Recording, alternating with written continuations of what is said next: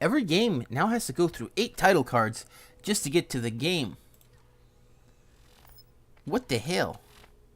When did that become a thing? I remember you'd used to get the console, then the game that made the console, the company, and then you would get the company that made the game. And now it's like, yeah, there's like 20 companies that made the Nvidia. I'm surprised that killed him. That was cool. Yeah, lovely. The full auto sniper. It's so good, and not very wasty with ammo at all. He said sarcastically as hell. Ooh, some goodies. Any goodies? No. We got the Garbo goodies. But yeah, I don't like the penetrator that much. I feel like it wastes a lot of ammo. It's really only good on Roland, Mordecai, and the Lilith. Yes, Lilith can make use of this much better than other characters because she gets ammo regen on snipers. However, as you're seeing, I'm just using it like a normal sniper. Therefore, it makes no sense. Why is it fully auto? If I'm just one-shotting guys, you know?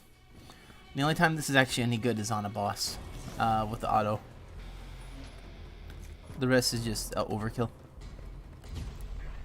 Hey DL, did you get on? Yabos indeed. When is DL gonna make his server?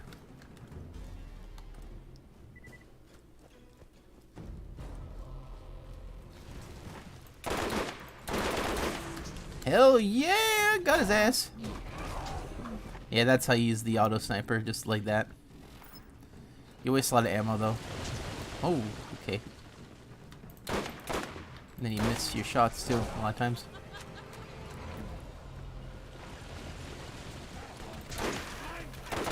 Yeah. In all fairness, I don't like the auto one that much.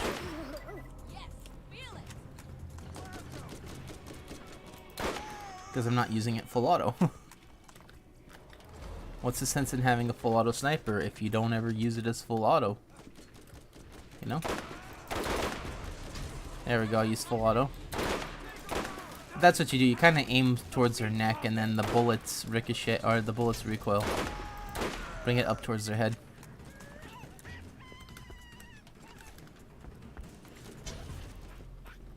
Yeah, piss them off and then... yeah, miss all these shots.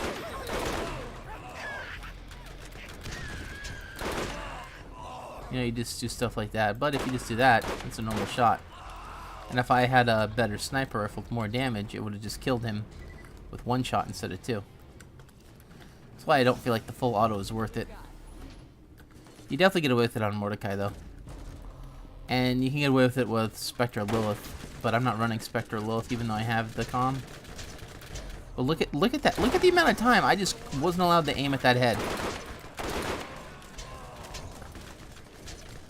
Yeah, I could not move.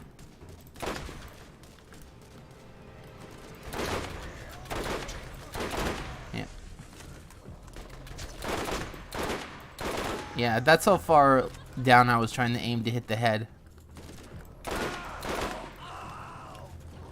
Yeah, it actually aimed like down, damn near on the floor. Yeah, that's how much they fuck up your aim when you're aiming down a sight. It's why assault rifles are so much better. Because they don't have that amazing aim zoom.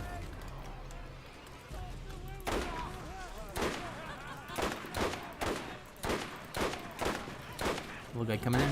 Pop him. I have no more bullets. Alright.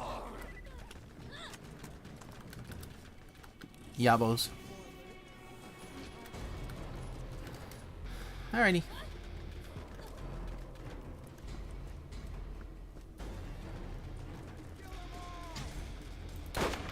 There he goes. That man just screaming like a bumbo.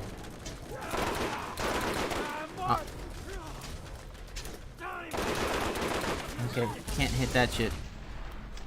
Yeah, there's too many guys shooting at me and fucking up my aim, so I'm gonna have to hide over here for a second.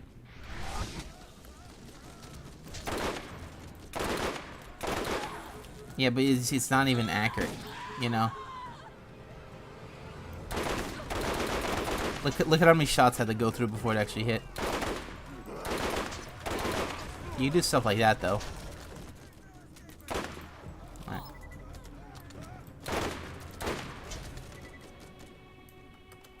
But you end up wasting all this ammo for very little gain. Right.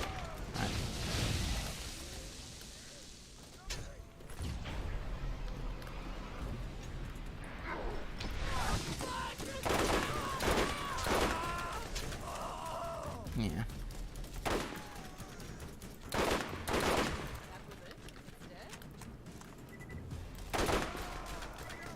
Yeah, but the fact that you're not killing him in one hit, this is basically how you use it. It's mostly like a very expensive assault rifle. Generally with the snipers, I would stand a little bit further back. But this one doesn't do enough damage to kill guys, so you have to kind of like get in their grit. You know what I'm saying? Like this. And then he goes away. The crappy sniper. Cool, my favorite.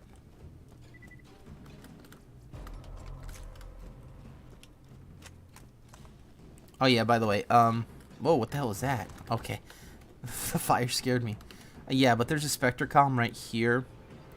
Which that one's very good. We can get a better one though. But yeah, look at the sniper rifle regen. It's about a second. So you still run out, but in downtime you recharge for the next fight. And that's why I'm saying, like, that's why that one's good.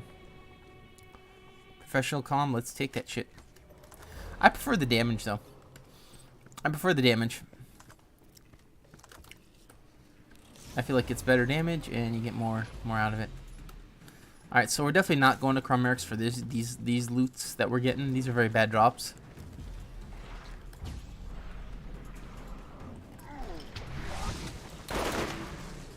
But we'll pop him pretty good.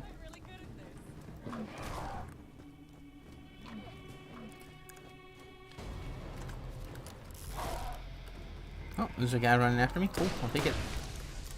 And that's why I love the Defiler. I feel like the Defiler is like the best revolver probably in the game, just because it's good against everything but the stuff that outright resists corrosive, which is not a lot.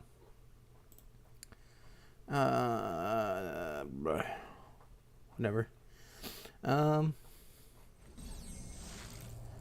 Yeah, sure, why not? We'll stream hams in here, see if anyone jumps in. There's Gray. There's not a lot of people online. Oh, what the hell did the deal want? Yaba, oh, you bit.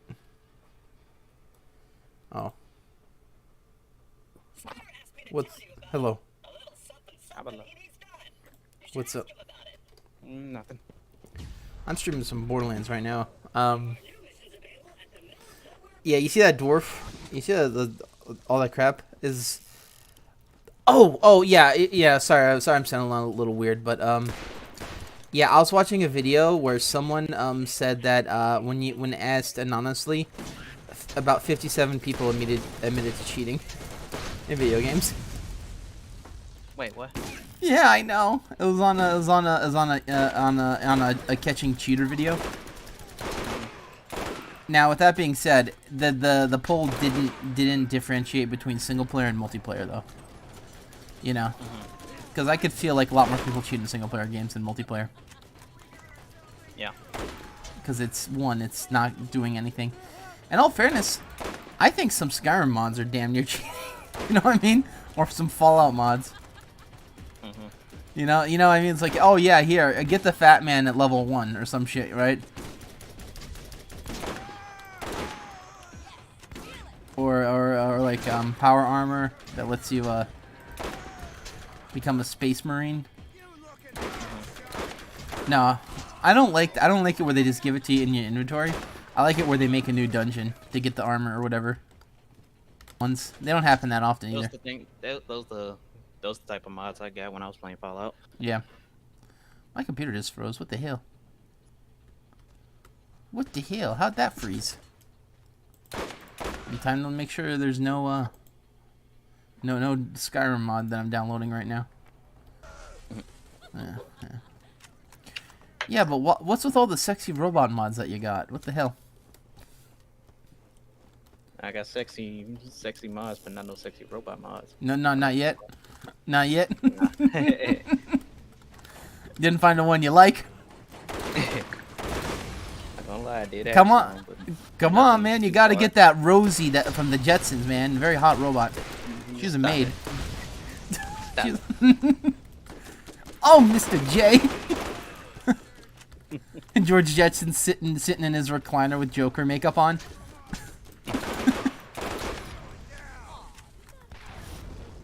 This man right here thinks he's real shit. And then he exploded for it.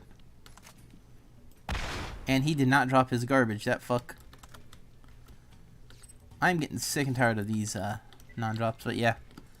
I tried one of those mods out on Skyrim once, and I thought it was very... it didn't feel good. You know what I mean? What kind of mod? Them sexy mods. It like there was one where it was like one where they made an anime and it looked really Yeah, I didn't get anything like that. Yeah, and then there was one. It was too out of place for me. Yeah, so the only reason why I was getting one where it was like because I kind of wanted to have people naked as they were, you know, looted. You know what I mean? Mm-hmm. It's always weird that everyone had like you know, a perfect cover. You know. Yeah. They could have, in all fairness, having an Adam and Eve leaf on wouldn't have been even funnier, to be honest. Yeah.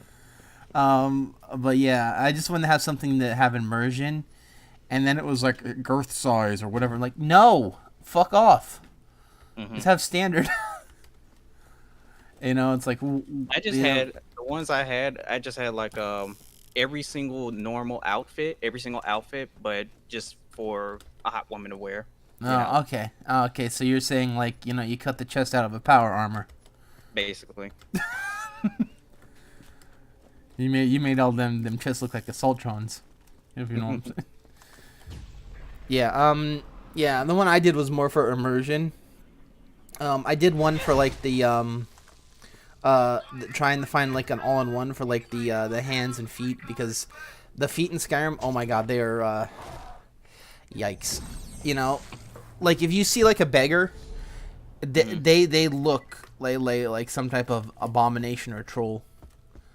Mm-hmm. You know, and it was like, you know, everything else, and the reason why specifically was everything else looked great.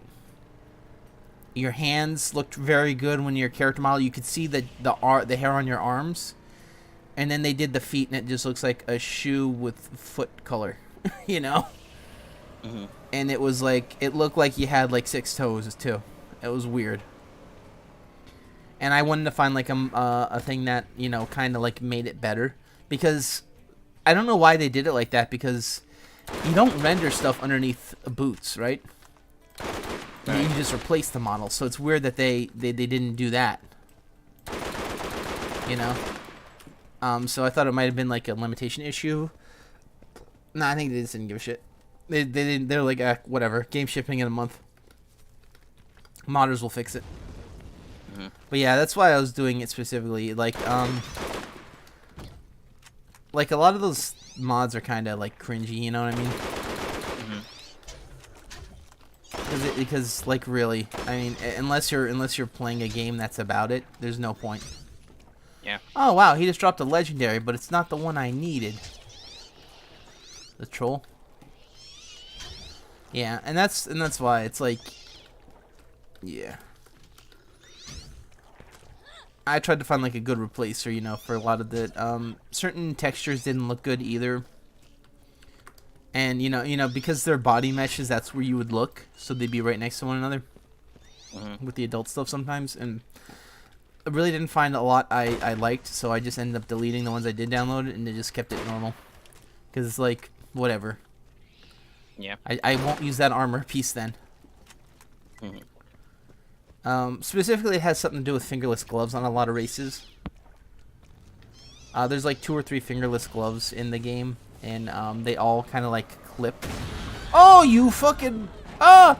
That fucking bitch! Kill me! I might actually be dead. You fucking destroyed my car! What the fuck?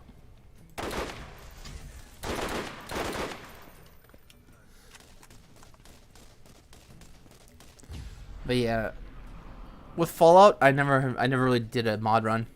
Fallout 3 and Fallout New Vegas, I never did a mod run. Mm. You know. But Fallout 3 and New Vegas were pretty fun.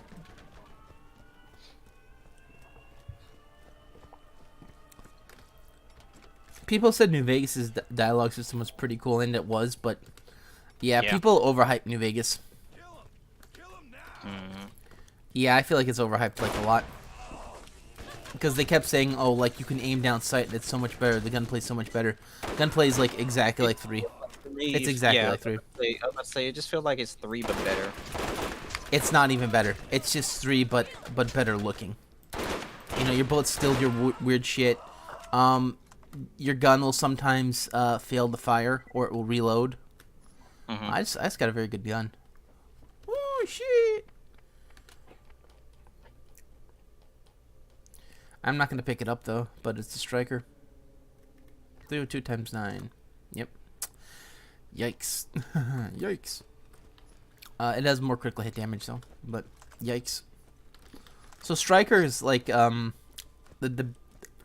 never found one when we were playing, but it's somewhere between a sniper and a shotgun. It's a shotgun that does less damage, but more critical hit damage, and it has about better accuracy than a lot of shotguns. Yikes. Yeah, it's okay. It's okay. It's not really realized that well in this game because shotguns end up being like really good just pure damage. And because it takes a hit on the damage anyway, it really doesn't help its case because other shotguns can be about as accurate. So the less damage that you do on it can be 100% mitigated by other shotguns, and they have about the same accuracy. So the plus sides don't outweigh the downside of it, less damage. Because shotguns, you can get a shotgun that's 90% the same thing. The only difference would be this one does less damage but more critical hit damage. The other one does just more base damage and regular critical hit damage, which is still pretty good. You know?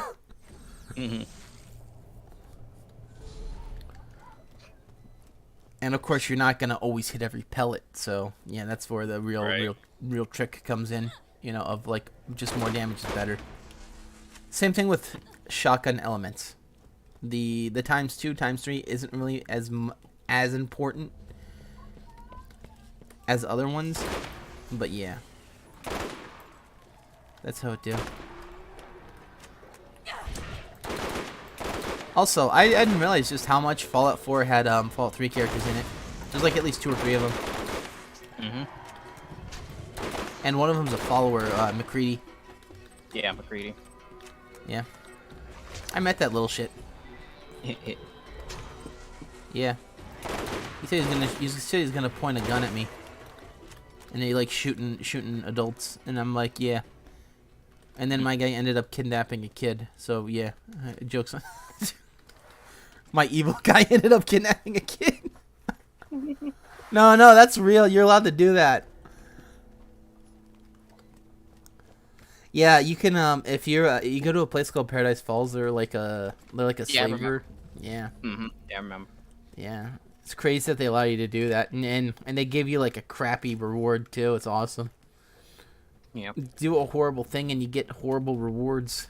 Amazing. Yeah. In all fairness, I don't know why they didn't give it a better reward. Just because I feel like it's such a horrible act. You know, it's like, and then you get what's essentially just crappy headgear. You don't even get paid for it. Like, the crappy headgear didn't piss me off as much as I didn't get a single cap for it. You know? And it's like, that's not very evil of me. I should have demanded all the caps. Yeah.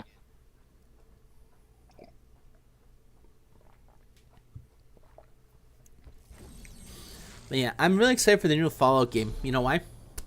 Why? Because they could potentially have AI voices now.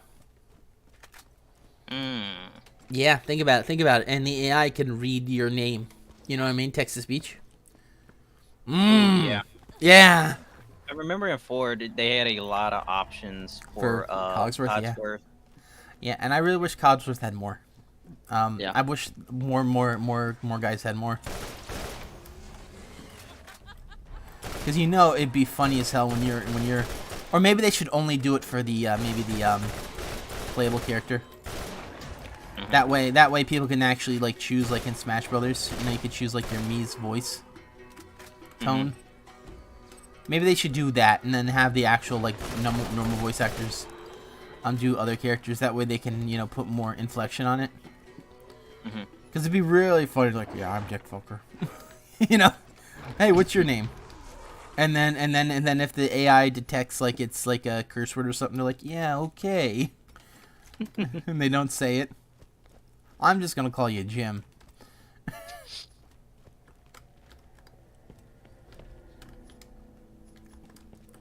Alternatively, if they want to, they can actually mesh it with actual voice acting and have the AI take over when it's unique dialogue for like character names. I feel like that would be a good thing without killing the voice actors or replacing them.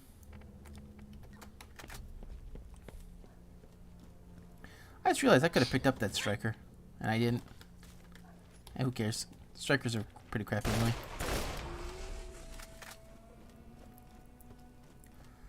But yeah, Fallout's great. You ever get to 2 and 3? You ever get to 3 yet or no? No. 4 is the only one I played. Yeah. I hear 4 had people say they don't like the story in 4, but they say the gunplay is some of the best. And it makes sense. It makes sense. It's the studio that did. There was a lot of moments in 4 where the story didn't make sense and whatnot. Yeah. Like you know, why can't you like convince Sean to stop? If he's part of you and Nora, right? Is the baby always called Sean? Yes. Okay. Oh, by the way, here's the biggest missed opportunity. And I've said this before. How come the wife wasn't playable? Exactly. As like a second character that you built simultaneously. Yes. And you would swap between the two, like in GTA. I'm surprised they didn't do that. Dude, when me, One Up, and I think you were there too, we're all watching it, I was like, yes, finally, they're going to do that. Oh my god, you're going to get 2 characters. You know, that's what I thought. I thought it was 2 players, you know? Or like 2 characters or some shit. You're going to be the man. And no, people are applauding because like, oh, you can finally play a female in Fallout. Bitch, you've been doing that since 3. Yes. Alright, fucking play a game. Or stop being a journalist. You know? No, I was excited because it's going to be 2 players, 2 slots, you know? You know, could you imagine, like, having, like, your wife or your husband being, like, the follower, too? Why didn't they do that? That would have been more interesting. Instead, we see him in the intro for about 5 seconds, and then bullet brain, and then the end. With no lasting implications either. Man loses his wife, instantly goes and dates a robot. Amazing. Hey, they put it in the game. And that's what I did on my first run. Yeah, fucking date that fucking French robot. Everyone knows which robot. Shut up. Codsworth's not French, you idiot. Yeah. Same model though. Not even, but yeah.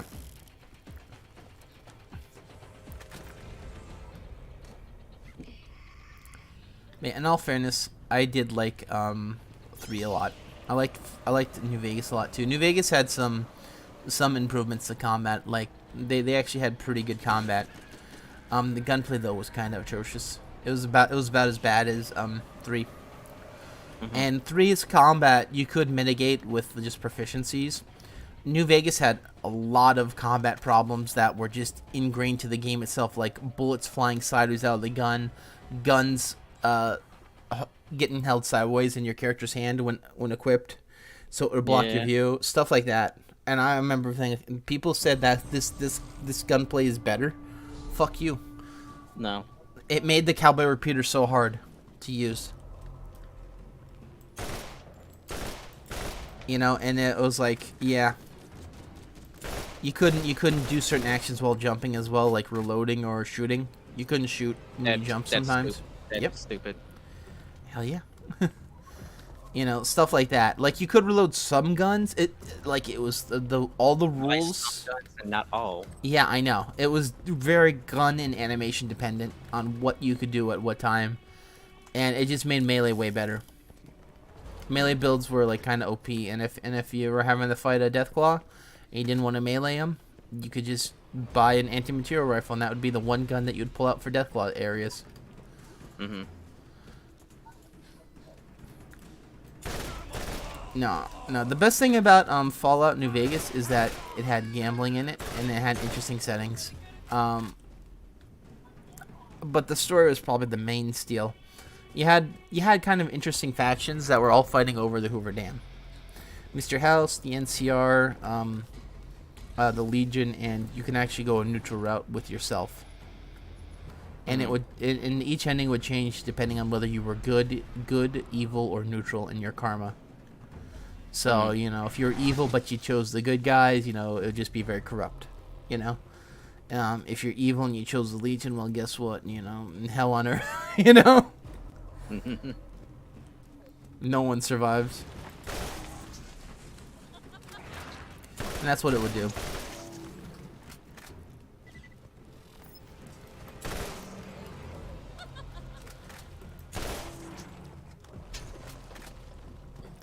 That man did a pre-roll.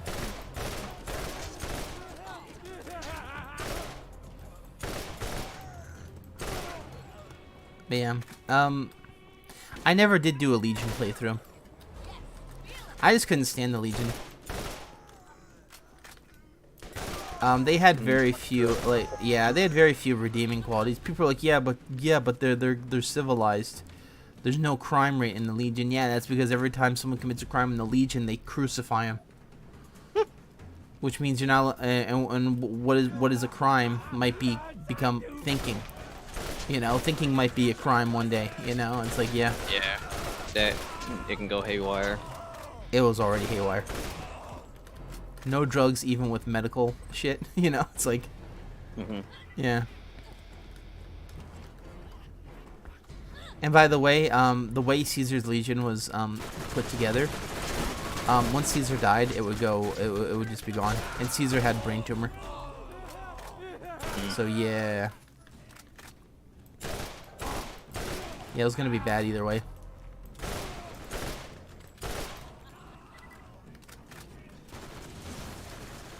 Not that the NCR was particularly any better, but it felt like they were trying to bring United States and the world back to like a status quo, where it felt like they were just, you know, they were implementing what was done already, and people were like, yeah, but that what was done was already failed. It's like, yeah. So what? Was there nothing good from the normal world? You know, should it all be burnt? It's like, no, not really.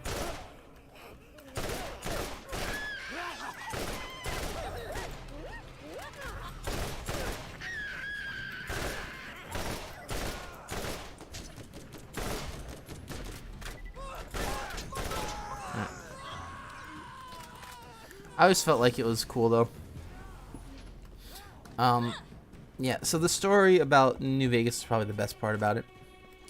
Gunplay was very, very... People said the gameplay was better just because you could ADS. They didn't like the zoom. They didn't like the zoom where it would just go a little bit closer to your hand for more precise aiming in 3. They wanted ADS. ADS didn't make it better. And I don't mind looking down sight. You know, I don't mind not being able to ADS because in Deep Rock you don't ADS. You know, ADS doesn't make gunplay fun. It's just a step.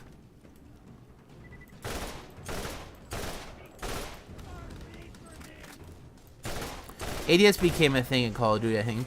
I think that's when it first really had to be like the standard. Like every first person now has to aim down sight. Because no one really cared in Doom or GoldenEye or, you know, all the big shooters. No one really cared. And then Call of Duty popped up, and it's like you run, you stop, you aim down sight, and you fire. and then you do that. You know, that's basically the entire game. You die. run, yep, you run, stop, shoot, and then you either win or die. Whereas games like Turok, not Killing Floor, Turok, Unreal Tournament, if you stop moving for a second, you were dead. No aiming outside, you just aimed in the general direction and tried to put out as much damage as possible. Whether it be it rocket launcher or shotgun or whatever.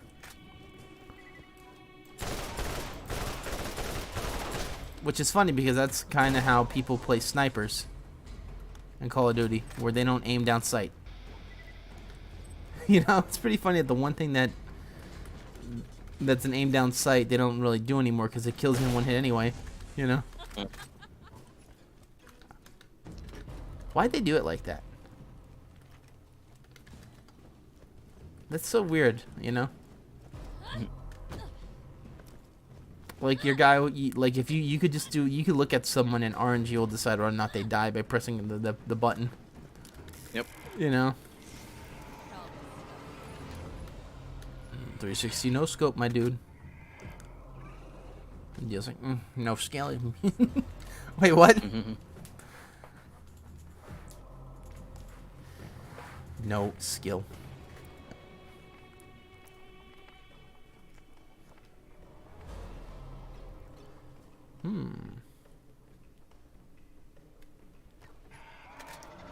Yeah.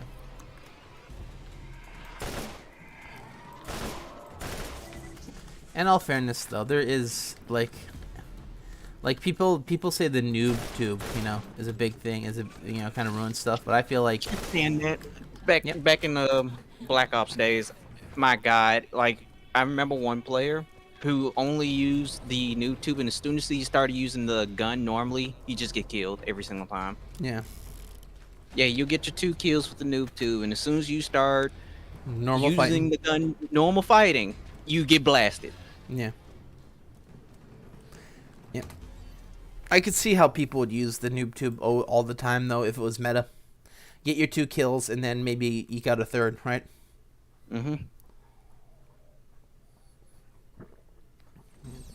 Which is very similar to the sniper, you know? You hit him once, you know, and it's really funny that the real skill in the games was either running a shotgun and knowing how to get away with kills like that, or actually being able to use SMGs and assault rifles, because the opponent would know you're there, and then it's like then they would just shoot their noob tube or whatever, and you die instantly, right? Yep. Like those two were more of the skill based ones. Pistols, I guess, were okay as well. Pistols, I always feel like were like when you had no other option. Yeah. Your magazine's dry, so instead of reloading, you just swap to pistol. I did that a lot in Colonial Marines. Colonial Marines is a balance was very fucked though. There were people that I'm certain to this day were either cheating or they had a busted build that would ignore damage. Yeah. Because then you would get to play as the aliens the next round, and then they would just shoot through the exact same strategy that they were doing. Yeah. Yeah, it's like, how does that work? You know? Like, because with those types of, like, party games and stuff, you expect to be able to, kind of have, like, the same type of, rounds, you know what I mean? Yeah. And it's like, well, they were just jumping a lot and whatever, and, you know, you jump a lot too, and you'd still get sniped instantly or whatever. You know, you're wondering if it's a skill issue or maybe they were cheating, because they really did not care about Colonial Marines that much near the end, you know? Yeah.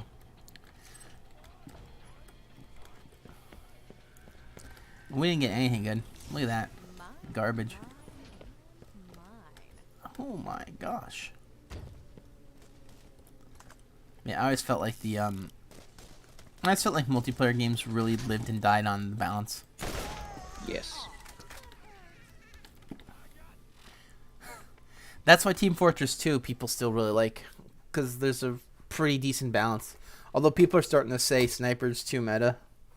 But in all fairness, the sniper... I've been seeing more spies and whatnot than anything No. else. With fucking one-shots. Yeah. And not to mention they get boxes. Well, in tournaments, it's Scout. Scout's the big meta, but in pubs, it's Sniper. Because a good sniper, you can't tell the difference if it's a bot, a cheater, or just really good. Yeah, I got a point. Where a spy, if a spy is consistently getting you, that's almost on you. Unless she's hitting you through walls and shit, you know what I mean? But if he's backstabbing you multiple times... Here's the thing. Whenever I be dying from spies, I will know which one is the spy, which person is a spy. I can never kill them, though. So even when I try to get the drop on them, they'll backstab me even though they're still in front of me. So they always kill me ahead of when they're supposed to. Or something like that. Yeah, you're saying due to bad hitboxes. Latency. Yeah, latency, hitboxes. I've seen a video where like I think I told you this. I gotta show you that video where it was a sniper just walking backwards and there was a spy in front of him. No, in front of him, and also facing the sniper's direction. Both of them looking one direction. The sniper's behind the spy. Yeah. Both of them are walking backwards, and the spy is just swinging, and he got a backstab on the sniper. Think about that. Yeah. Melee in Source games is notoriously very shit. Even in Dino D-Day, I had that shit. That's why, like, when I see stuff like that, it's like, dude, I don't know if I'd be losing just from skill issue. No, I think I just get cheated because it's fucking game. Yeah, this is how it works, you know. Sometimes you just don't. Sometimes it's just in your favor. Remember when we were playing with 1UP and we were doing the multiplayer? I'm like, what the fuck? I can't kill anyone. Here, give me a second. You saw me leave, and then I'm like, let me validate my cache, and it's like one file failed to validate, and it suddenly started working the bullets.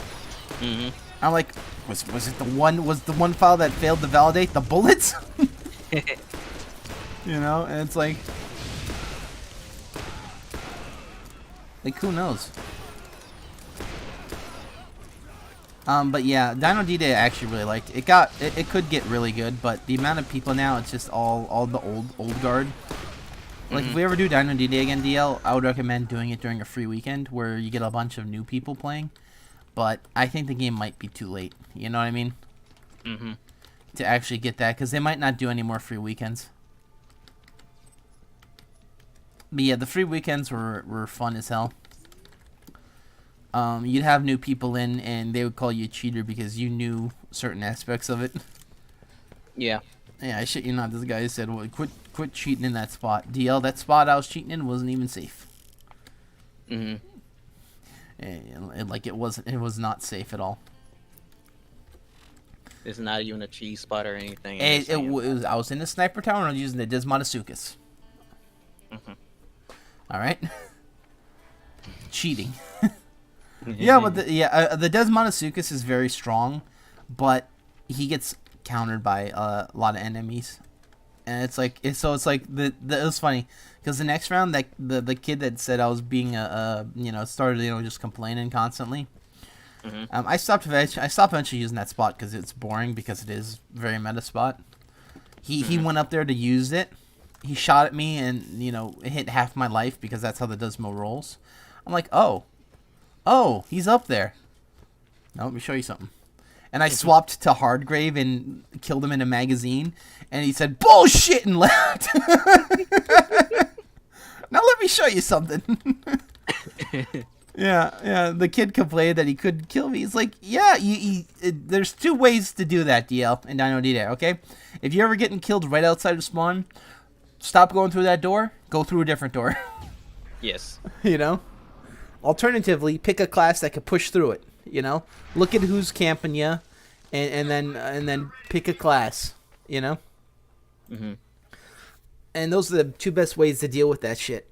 But it also depends on who's doing it, because you could sometimes get like a real cheater or a scrubber. You never know. Like, it's very hard to tell who's really good and who's cheating. Because remember when we were playing and that one guy on that submarine map was just nuking like half the cast? And we couldn't kill him? Now, did he activate a glitch with that character, or was he just that good? Because Hardgrave does have a glitch that he can activate. So I'm wondering if he did that to where he takes less damage. Which I consider that. I would consider that an exploit and very in line with cheating, you know? Yeah. People will say, no, it's not cheating, it's in the game. It's like, yeah, but if you're giving your character that type of advantage that to where no one... Exploitation of mechanics and whatnot, I do yeah, find that. to where it's like... So Hardgrave gets 3 kills, right? And then he gets really, really good damage reduction with melee only. But people have found a way to be able to cancel it out and be able to use the gun and have it indefinitely. And it's like, yeah, that's a bit cheaty, you know? Yep.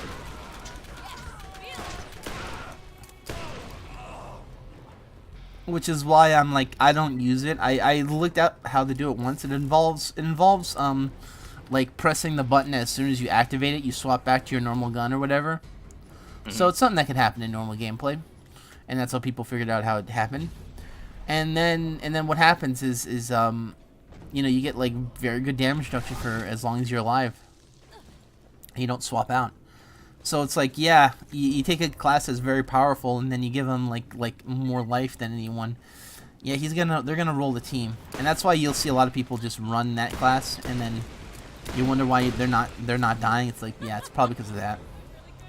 Which I think is like what I was doing was not cheaty. My spot was like, I picked the guy, I picked my spot, and then I shot. This is like, you picked your character, and then you activated the glitch, and then you win. A little difference than map knowledge and character knowledge. Because if you're able to counter something instantly, then it's not cheating, you know? It's, well, very vaguely, you know what I mean?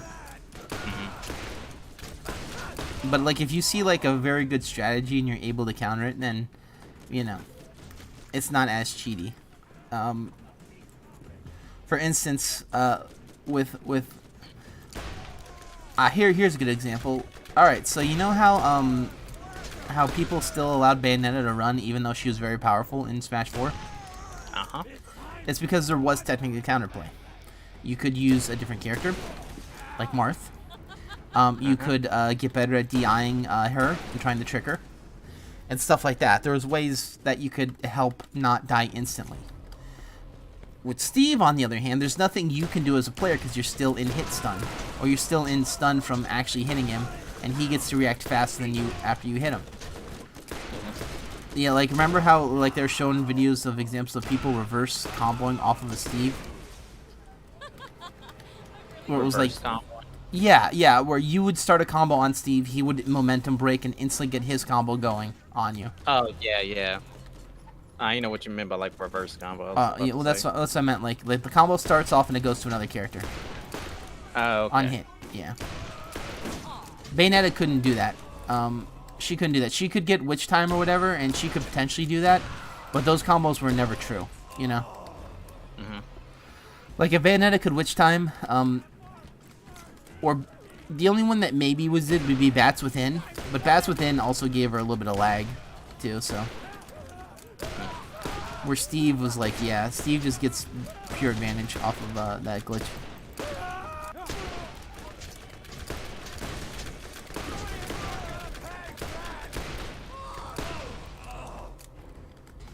Yeah, I always felt like that was how they would do that. Like, I didn't like how people would abuse mechanics to that point, you know? Can't stand it. Yeah, it's sort of like in all fairness, the reason why that guy was probably calling me out is because the Desmonasuchus, you can't see his head. You know, it's basically just a gun pointing over a wall.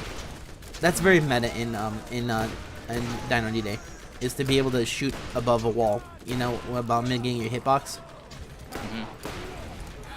Oh no, he died! Yeah, but yeah. For instance, you know Trigger, right? He would be very good on maps like that, where you could hide half your body and have the gun poking out over the wall. Yeah. And that was just how those characters would play. Same thing with the compies, you know, if you could hide behind a wall. Ooh, you fucking... Okay, I see what he has. He has a really good... I'm dead here. Yeah, oh, rip me. Yeah. Yeah, I hate those electric guns. They're really OP on player characters. But not so much on enemies that stay on electricity for a year.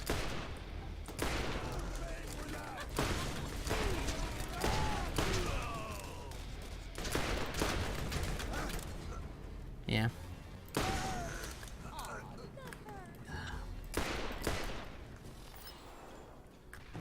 Didn't even roll on, huh? Oh, whatever. Yeah, you like getting shocked?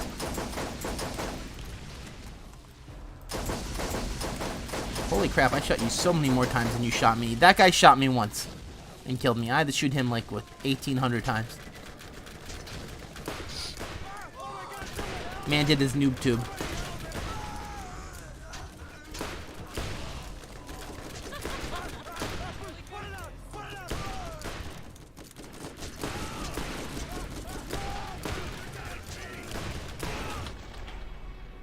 I'm gonna shock everyone.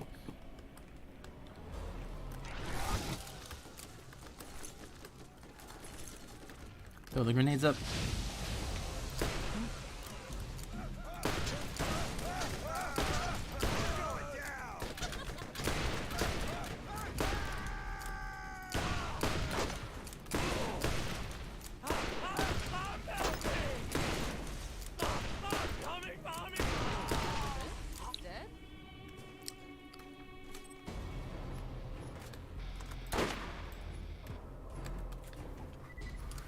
Alright, that makes sense of why that's that color. But yeah, that happens a lot though in a lot of FPS games and whatnot. It's why I kind of stopped doing multiplayer games. Because like there are people that are very good, of course. You can kind of tell by how they're moving. But then there are people you have no idea why you're losing sometimes, you know? Yeah, that's kind of why I stopped playing those types of games. Yeah, like you'll be behind them and you won't even biff your shot sometimes, you know? They'll just either ignore it and then turn and kill you. Yep. And it's like, yeah, that's how it do though, you know? Like there are ways I can play better. Like for instance, when I was playing and I just died right there, I could have shot a different guy, you know, and maybe gotten up, but I didn't feel like it, so I didn't, and I died for it.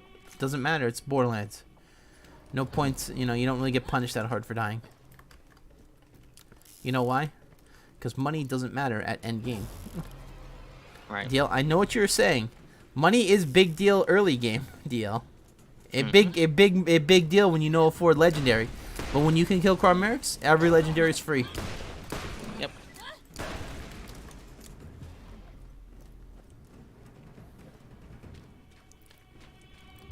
But yeah, I always liked certain multiplayer games. That's why I stopped playing Gmod, because Gmod was so inconsistent with everything. Yeah, that's why I stopped playing. But then, yeah. I think the real turning point for me against Gmod was when we were doing freeze tag, and I was inside one up's player model for like 30 seconds. Yes. Get the same shit. Yeah, and it's like, why isn't he getting frozen? And meanwhile, you barely get touched. Same shit. Yeah. Same shit. Like, because I went through him and I literally couldn't see which way I was running. I was through his player model, and it wasn't counting as a hit. I remember one of the videos he uploaded of that. Like, I remember on my screen, I literally went right through his body. No, I ain't freeze him. Meanwhile, on his side, I wasn't even close to him. What? Yeah. Yeah, and that's why I stopped playing, because it's getting to the point where it's like I'm not told like what buttons do what. And okay, now we're recording. It's like, yeah, like there's a just normal tag, and bitch, I shit you not, they didn't tell me that you can actually press the mouse button to be able to actually extend your range for a bit. They said yeah. They told me like halfway through, and then I started using it, and I was hitting E, which I thought would be it, but no, E was just a push, but it wasn't considered a tag. That, yeah, you know what? I was wondering that too, because I kept pressing E and I heard them getting pushed and whatnot, but I don't see them getting tagged. Yep. Or anything. I didn't know that. Yep. Didn't either. You know. It's not like you can look up a guide on what buttons do what. You know, during the gameplay. Exactly. So you have to kind of like take your word for it and then fuck up the first round. and then realize that the people that invited you to play all know the cheat spots where they hide on the walls, because they saw a video of Vanoss doing it. Yeah. And it's like, okay, but where's the fun for new players though? Exactly. Going to the cheat spot, the real cheat spot. Nah, man, they didn't even show me how to counter it either. That's the fucked part. Me, when I show you a cheat spot, I show you how to counter it the next round. Mhm. Just like I showed that one guy, he didn't want to listen though. Yeah, no. In all fairness, the Desmonasuchus camping from the sniper spot is not even an issue. If he's doing it, just let him stand there. He's not going to be covering anything else. Just let him stand there. Go out the other area. He's not going to be... Well, what's going to happen? The Desmonasuchus is going to chase your ass down? He's the slowest character in that game. No. Now, basically, if there's a Desma there and he's covering that area, just don't go out that area. Or just pester him enough to where he has to leave because he doesn't have health regen. No character in that game does except for medics.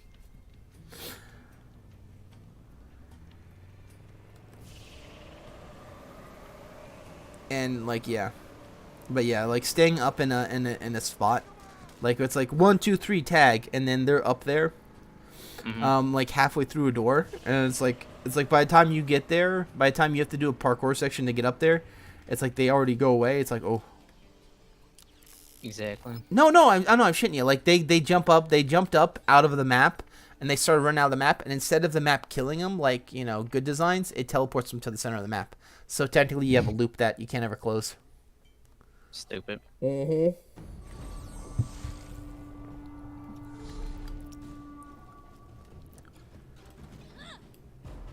Did I do this already?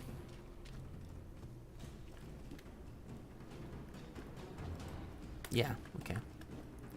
And that's how it was, And it was eventually why I stopped doing it, because it's like if all the Gmod things are gonna just be knowledge based, and it's like you can never ever win on maps like that because it's always a different map. And if someone has prior knowledge to that map, yabos, and not only that, but they're willing to exploit. Yeah. I'll tell you something about that. Like I talked about about that with my psychiatrist in one way. It's kind of it might be part of the ego thing as well. Maybe. Where they just want you to join into this thing they know everything about and just cheese you out. Yeah. You mean like how I do Dino D-Day? I don't really see cheesing in that game, but... What are you talking about? I show you how to cheese all the time. Use the shotgun. I tell you, don't use the sniper rifle, and then Mike's knee deep in 2 sniper rifles, one on each. Mike, stop it! I told you not to use it. No, but you know what I'm saying about the sniper, right? Because you tried it once, the Mauser. Yeah, no, don't use it. I mean, it's good in multiplayer and PvP, but not PvE. Yeah. Too slow.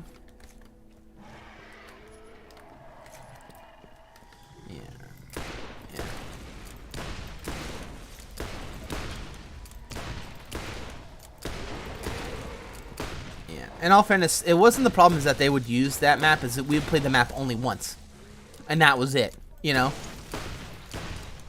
Yeah, and just get a whole bunch more maps that we only play one time. And so you can never learn from your mistakes. You'd always have to make new ones that they prior knowledge. It's like, no, my dude. Yeah, they always. We're doing this map. We're doing this map 10 times, my dude. Yeah, they always put themselves into advantage. Yeah. It reminded me of that one guy when we were playing in like one of us playing a public server, dude. People would always be underneath the map. Of course. That's why I'll play online. Yeah, that's why he invites us, because he knows we don't know how to get underneath that map. But I shit you not, every single time.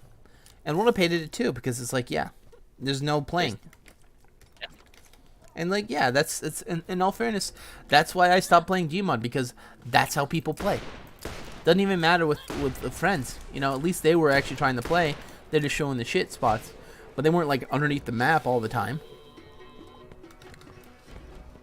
Like seriously, like why have that? You know, you have people actually playing, and then you have people just ensuring that the win always happens. I don't do stuff like that. Yep. Because at that point, just like constantly telling me to, hey, let's go back and play this game. You clearly see I don't have a good time doing that, playing that. So I don't ask you to play D-Day. Yeah. I used to love that game. I actually wanted to make us do that every like Friday night, so we could have people doing it, like with 3 or 4 people, like me, you, Richter, and whatever, One Up, or whoever else, or Mike. And we really couldn't get people to do it. But yeah, like we play server could have been pretty fun, where we try and go against the world, because the people that are still on are good. Yeah. So you learn, you know. The people that are still playing are people that actually like playing. And there's not very many cheese spots in Dino D-Day. Like actual cheese. I don't think there's any spot that gives you like a huge advantage. Yeah. Now there is certain glitches that they can activate with one character, and if you see one character acting sus and doing that, and if he keeps doing it, you warn him once, and then if he does it again, you ask for kick, you know? Mm-hmm.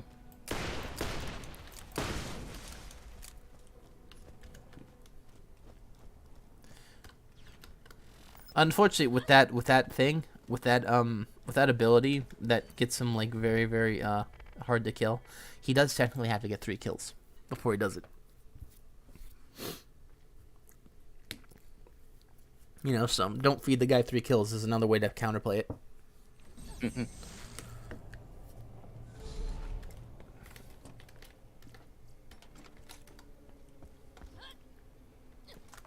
Basically, make sure if you see a Hardgrave on the team, always focus him down. Just because he feels like he's gonna be the one that's gonna ruin it, you know, for your team.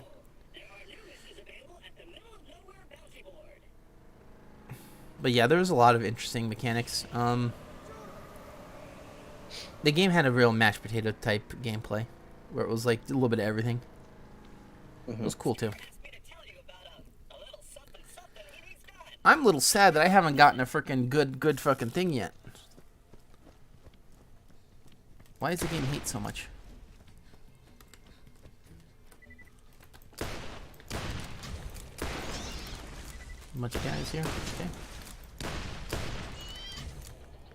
Oh, where'd he go?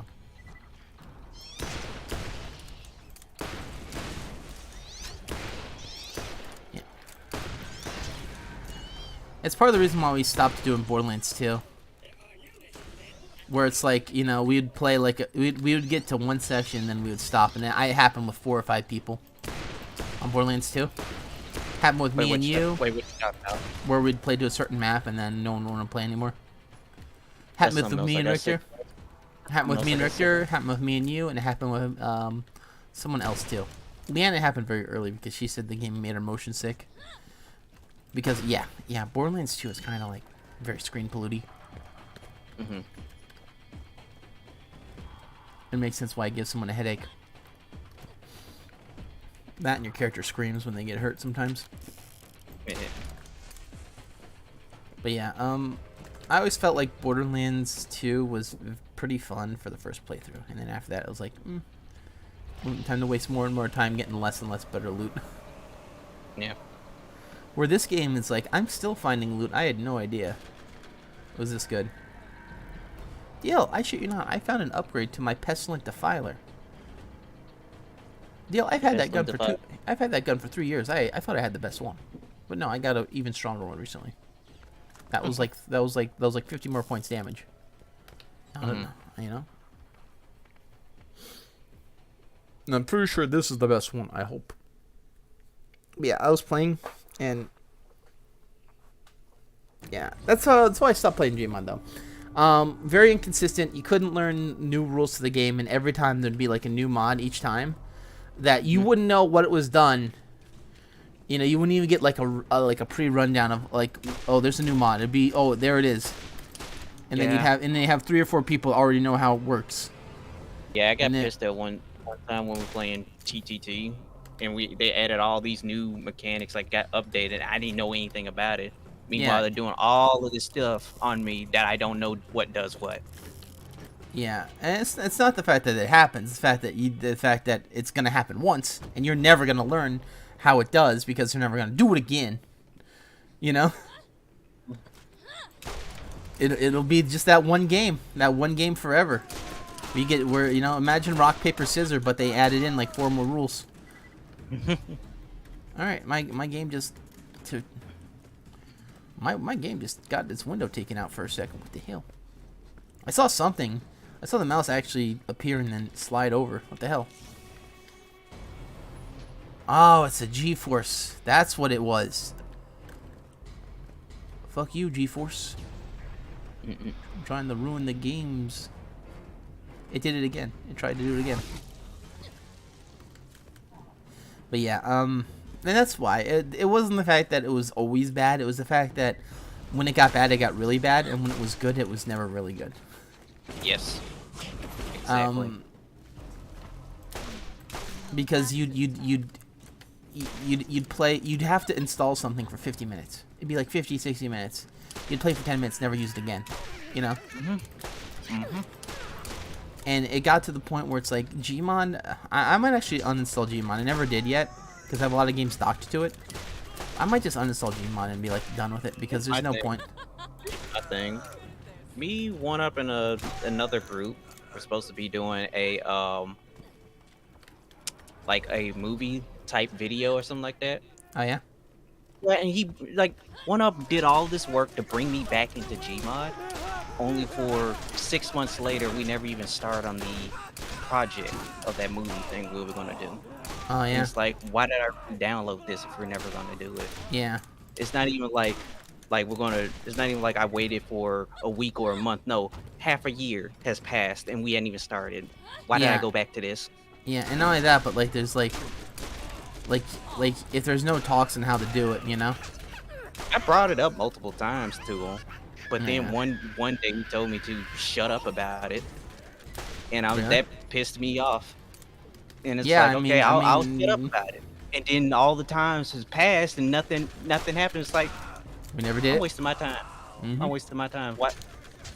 Yeah, it's a lot of fucking memory that you could be using to other games. Yeah. Or videos yourself, or tasks, or you know what I mean?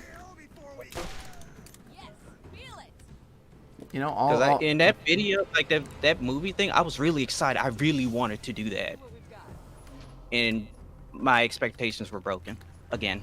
yeah, that's how it is. There's a lot of stuff I wanted to do, but just never came up, like our Smash series.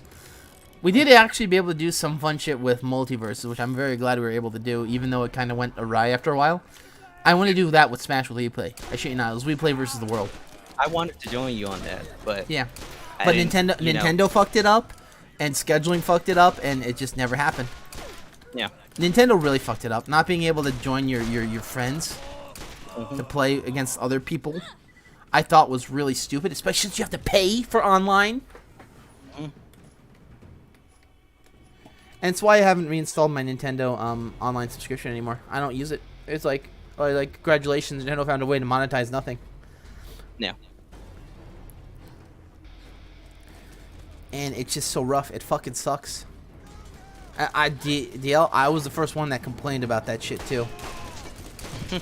I was not happy about that. People are like, yeah, but you get the free games. Fuck that. I wanna actually be able to play online and not spend money constantly on like 2 different. And the free games aren't even that big either. No. Yeah. Like they're not a big deal. Yeah, and not only that, like, yeah, fucking Metroid, yeah.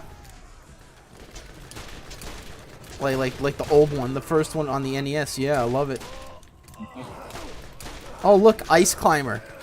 Ice Climber, guys, come on. Don't you like Ice Climbers? What about Mother? Nintendo's like, shut the fuck up. You shut the fuck up. That's not in our library, man.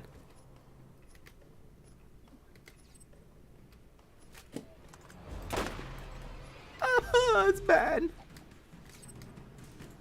Yeah. All right, I'll say this, right? Nintendo was a big coward because they never put Animal Crossing for re-download, I don't think. Animal Crossing for re-download. Yeah. I don't know. Is there ever any way to buy it, Animal Crossing, anymore or no? Wait, what you mean? The original one on the Nintendo 64 and GameCube. Not that I know of, actually. Yeah. You know why? You wanna know Why? why?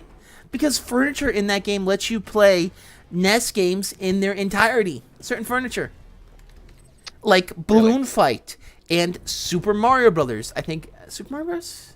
No, I think it was Donkey Kong. Yes. So Nintendo's like, wait, that's illegal. Yeah, Animal Crossing could emulate N64 games. Take a quick look at which ones they could emulate, because I think they did a few of them. I know they did Balloon and certain Donkey Kong. I don't know if they did anything else. They might have done yeah, they did a few games though.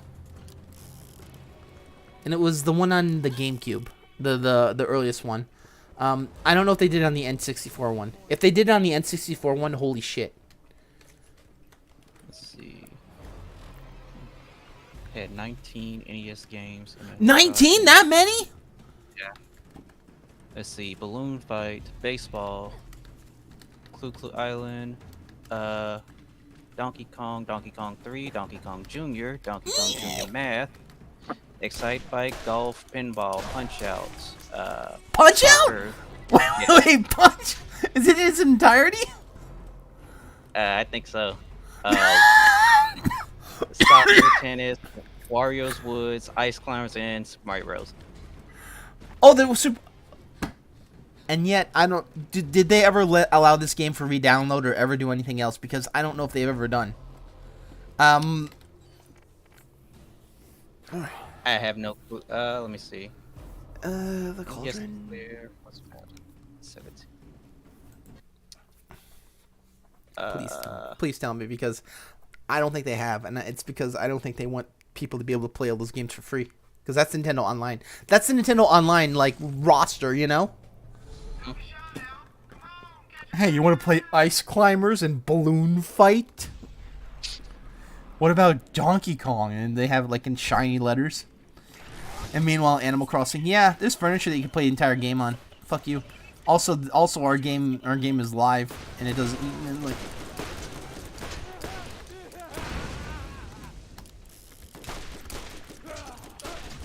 Maybe they can't emulate it yet.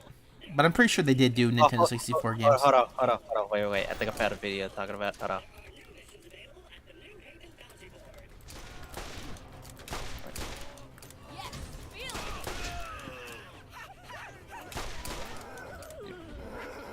Then they realized you have to spend real money on these things, so they took it out. Yeah. And that's basically Nintendo Online. And even then, it's not everything. It's not even everything that the NES emulator on Animal Crossing had, or at least not at the moment. Yep. And they took it out because it was like, Gotta monetize it. yeah, and that's why I don't think they re-released Animal Crossing, at least the original one. Because it's like, yeah, you have it online, you have the Nintendo Online, and then that's with that shit, that suddenly doesn't look reasonable, right? It no longer looks really good. Yeah. You know. I'm not seeing any re-releases. Yeah, or like on Nintendo Download Shop, right? No. Yeah, that's why. Apparently there was also Legend of Zelda on there, but you can only access it through hacking, apparently. Oh my god. Whoever put that in was probably fired the next month when they realized it was put on. You what? Yeah, see, the entire Legend of Zelda, you know, to go with the Zelda items that you could buy. Give me your badge, you're not coming back. See ya. Yeah. You take the warp pipe on your way out and get the hell out. They flush you down the Nintendo toilet. But yeah, that's what I'm talking about. It's like, yeah, Nintendo's like really being very protective of everything, to the point of where people are getting to the fed up with it. They said originally that might start to change, and you can see it with now how they're making the Mario movies again. So that might be better, but it's still to the point where like they're monetizing a lot of stuff that is basically nothing, just because they saw PlayStation do it.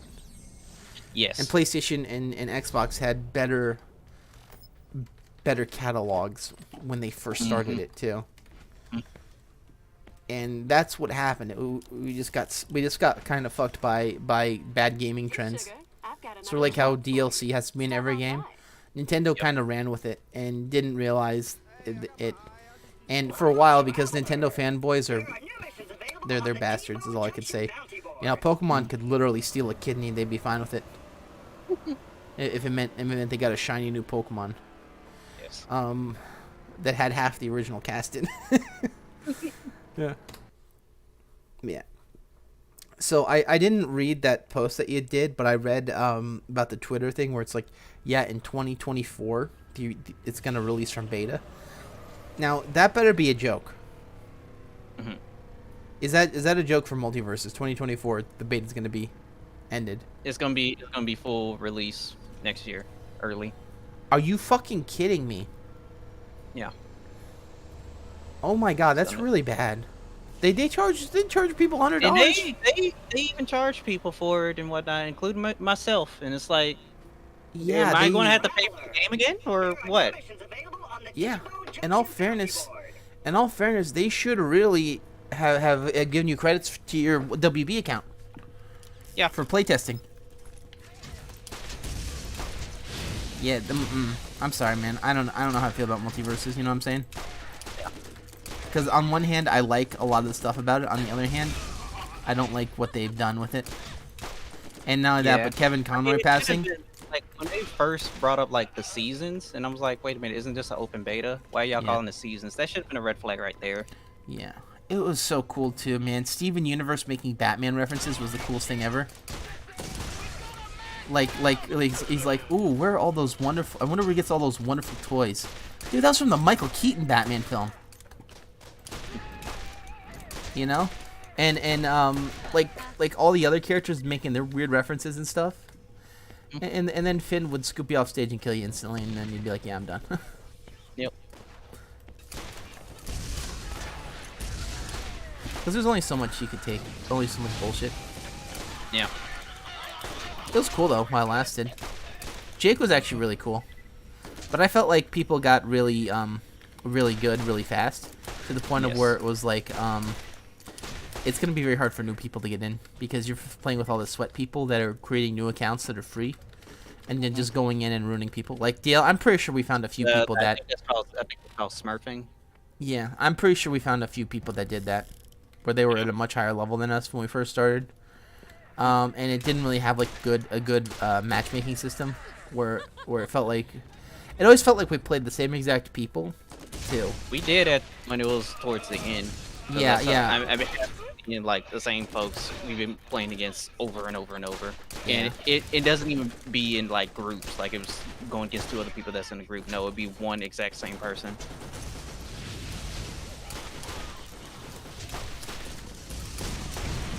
I mean, that's how it is, I guess.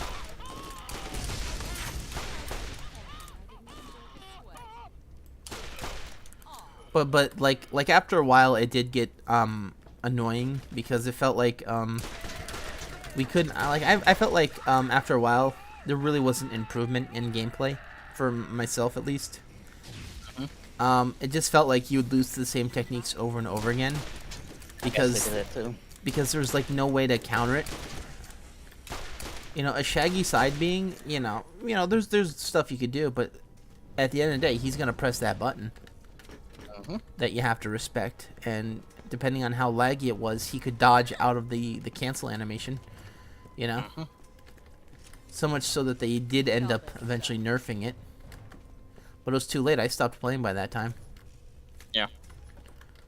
You know, and it's like, yeah, like you have all these like Iron Giant just doing the same shit, like standing in a corner throwing garbage constantly. Like, it got to the point where it was like there's so many annoyances that you could barely get like people that wanted to fight. And it felt like very lackadaisy fighting, you know? Every once in a while you get like that lackadaisy, I mean like they really didn't care.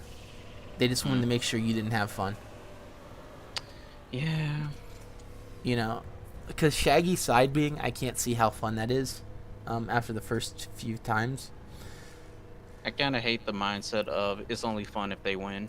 You Yeah. know, just play as scum DL, so many times that. we would win the first round, they would instantly switch to Shaggy or Finn or Iron Giant. Yep. You know, I'm sick of that. you know, because that's the thing. It's like you want to fight a bunch of different characters, you know, because you didn't only play LeBron, you played about most of the cast, and you didn't swap to LeBron every time we lost, you know. You know, I don't think I may have swapped one time to a different character, but other than that, we pretty much ride or died with our character on those rounds. And if it's just that easy to swap to a character and then instantly change the fight, it's like, yeah. I mean, in all fairness, we could have tried to counter pick their Shaggy pick, but who really counters Shaggy that well? Really, Right. come on. Who really counters Finn that well? Who really counters Iron Giant? It's like, go to Superman? Hide off stage? Yeah. You know? Like, there's really not that much fun to be had when people are playing like that, where it's not as more about winning. It's about winning with like without trying or whatever. I don't know. That's why I always say like no skill required. I hate that shit. Yeah, because Shaggy, when we play Shaggy, and you played him too, it kind of just happens. The wins kind of just happen. Like, we do crazy shit when we both played them. Yeah, we both played him, and we were comboing off of one another and whatnot, and trying to do different shit. And then it's like, but what about the side B though? We barely used it. Mm-hmm. It just turns out Shaggy's just overtuned. Yeah. They said they balanced the game around Shaggy. Dude, I thought that meant that characters would be able to, you know... No, man. Apparently, they balanced it around Shaggy, where he's the only character that's allowed. You know? You know, Batman could get crazy, too, but Batman, I felt like, had a little more skill issue. You know? You'd have to be kind of good. But that one guy though, looked like a damn robot the way he was playing with the two forward airs. Either that forward air tracks, movement and whatnot was like spot on. It seemed, but it's not the first match. So either he was sandbagging real hard, or he flipped a fucking program on. Yeah. It's so hard to tell too with how games are now. Yeah.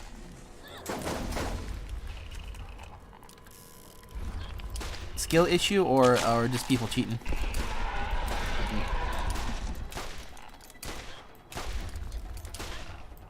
Because you really can't tell anymore.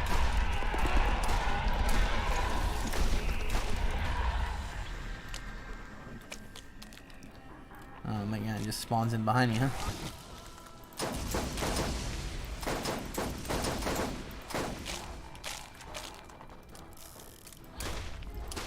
And I liked it. It was very fun when we were playing. About the first week, and then everyone kind of wanted to be like scrub lords and just constantly win, without actually, you know, learning characters or matchups or whatnot. It's like, yeah, there was a lot of busted moves in that game that would just do everything. Like the Iron Lyre specifically. The Iron Lyre, that down B, kind of like once you got good at it, it kind of did everything because people say, yeah, it's not very good. He can cancel out of it. It's suddenly very good. Yeah. If it's non-committal, it's suddenly very, very good. Because it's a giant hitbox, it could spike, it could start a combo, and it can kill you instantly if the game glitches and you get fucked underneath him. Mm-hmm. You know, all of these things, like, in all fairness, I feel like the people saying it wasn't very good were people trying to apologize for having a very broken attack and realized it was real. You know? Mm-hmm. Because that's how it really looked. And And I liked the Iron Giant. We used him a few times, DL. I couldn't believe how kind of easy it was. And I wasn't even spamming the good move. I was just, doing his random moveset and like, oh, there's a guy above me, or there's this guy here, maybe I could do this. Apparently, Iron Giant could just rinse people. Ooh. Yeah. Oh, hey, look at that. Finally got one with weapon magazine size. And 60. Alrighty. We just got an upgrade, I think. Woo! We just got an upgrade on it. And my stream just lagged for a second. Alright, DL. So I got a new professional comm. It's not perfect because it's missing a slot, but it now has 61 weapon damage. 3, and then it doesn't have the last slot, but then it has the extra effect.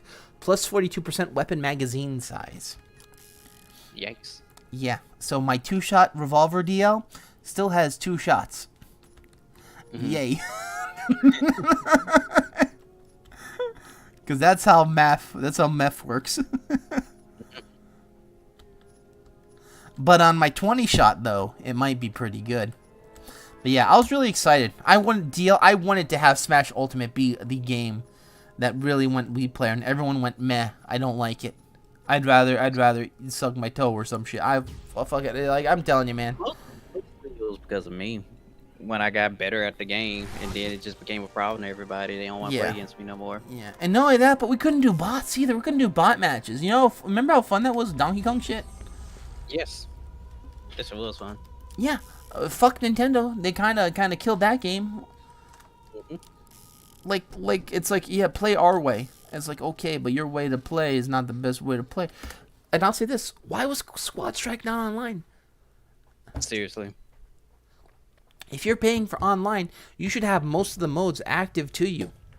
Having a squad, you know how popular Squad Strike would have been? Imagine me and you were in Squad Strike, right? Three stocks each, and we're fighting the opponent. How many characters is that could potentially come out? 12, right? Something like that, yeah. 12 different characters, all in one match. That keeps swapping. Bro.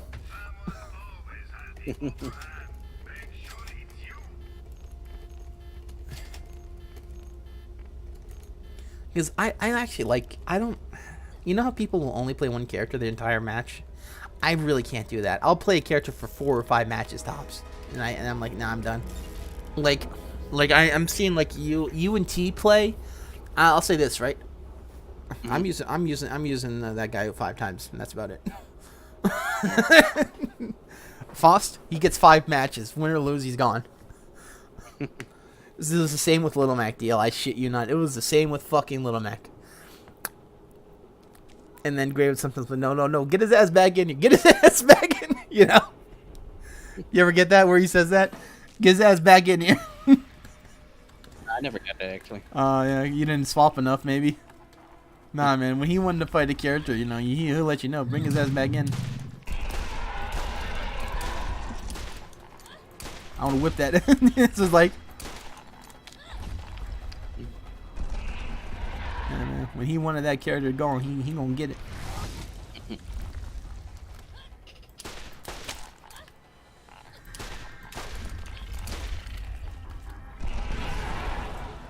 Oh well, okay, dude. I'm gonna take 4 damage. Yes, I am.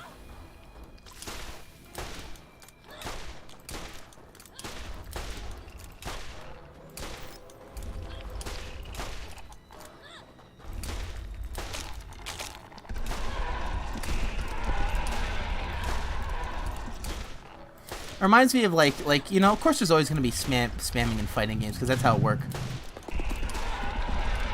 But like Multiverse like it was like every match, every character would spam the same move. You know, it was like holy moly. We need a break, please.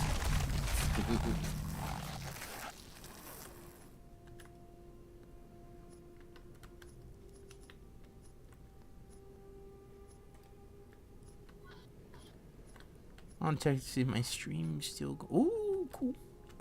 Please. Oh, it's a cool mercenary comm. Alright, give me 1 second. I'm gonna make sure my stream's still streaming. But yeah, yeah, that's how I feel. That's what I feel like. I like fighting games for probably the first few weeks, and then you have to really know what you're doing in order to actually like it. And if the game, a lot of times the game's not going to keep your interest that long, you know? Yeah.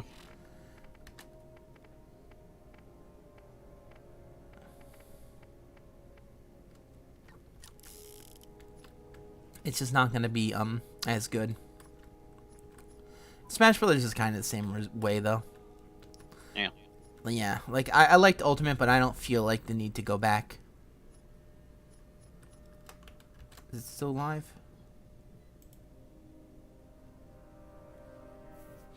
Like, I think my favorite thing about Ultimate... Yeah, it is still live. Cool. Is that good? Yeah, my favorite thing about Ultimate, I think, was the character selection. I think it had the best roster in the game. I'm so happy everyone came back. Yeah. Alright, 241. Okay, yeah, it's better. It had the best roster, not because everyone came back, because legitimately there were some really good picks. In all fairness, despite Steve being broken, right? That was still pretty cool. Yep. He came in, they had to change a lot about the programming just to fit him in, but then they still did it. You know, Nintendo still did it. And Sakurai, you could tell Sakurai was kind of like forced to do it, but he still did it. And he did a pretty good job. You know? Right. Steve kind of felt like Steve. You know, he was a bit slow, but he'd get you, you know?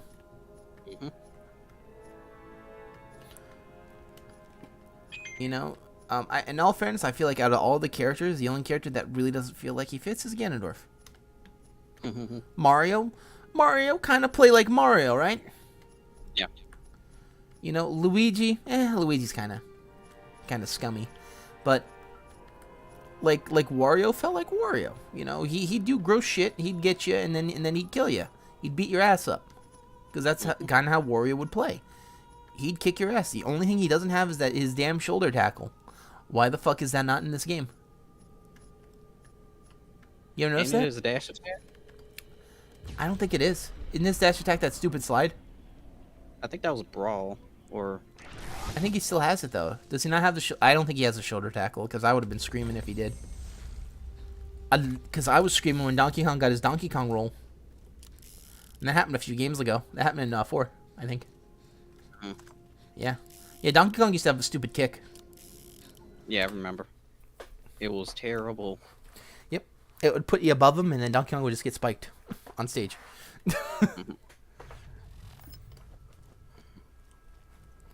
Yeah, in all fairness, yeah. Yeah, that's how it do, though, you know? Yeah. But I don't think he had it. I don't think he ever got it. People are excited that Ganondorf got his sword. Listen, alright? Ganondorf fighting with a sword is okay. But really, you have to look at his specials. He has never done any of those moves in any game aside from maybe side B.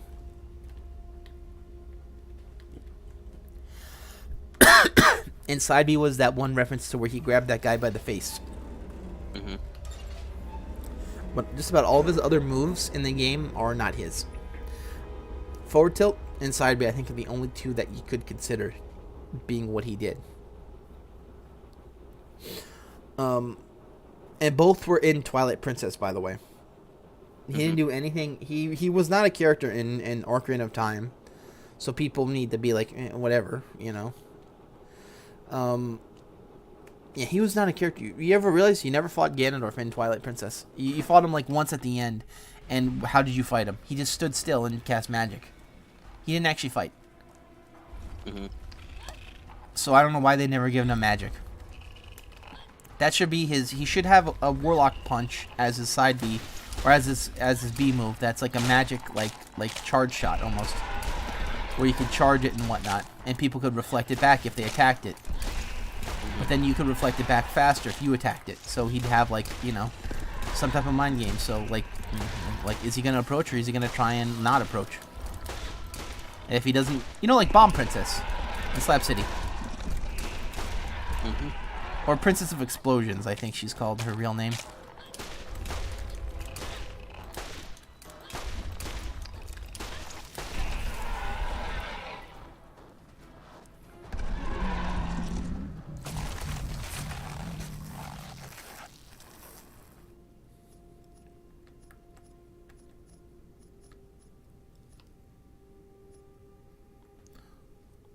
don't think that's an upgrade.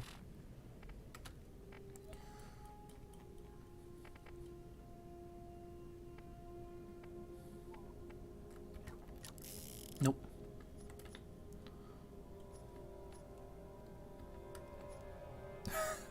There we go. The Hydra.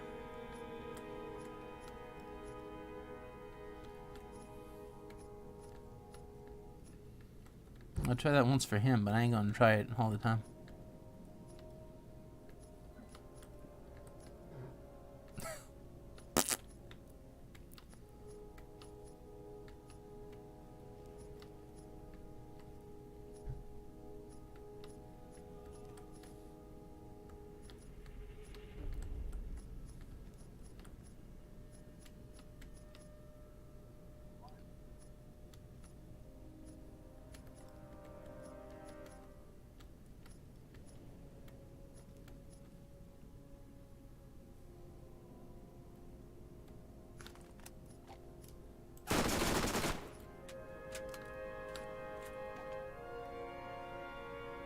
That one's a top tier bruiser.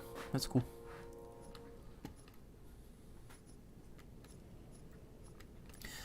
But yeah, it will be kind of interesting to see if Nintendo does go to another Smash. I know Gray doesn't want one to happen, but I guarantee he getting it day one. You know what I'm saying? He getting it day one because he gonna fight his friends. I mean, fight for his friends. Yeah.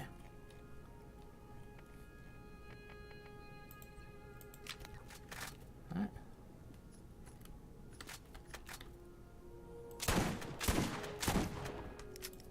Ugh. Gross. Why'd he make me pick this gun up?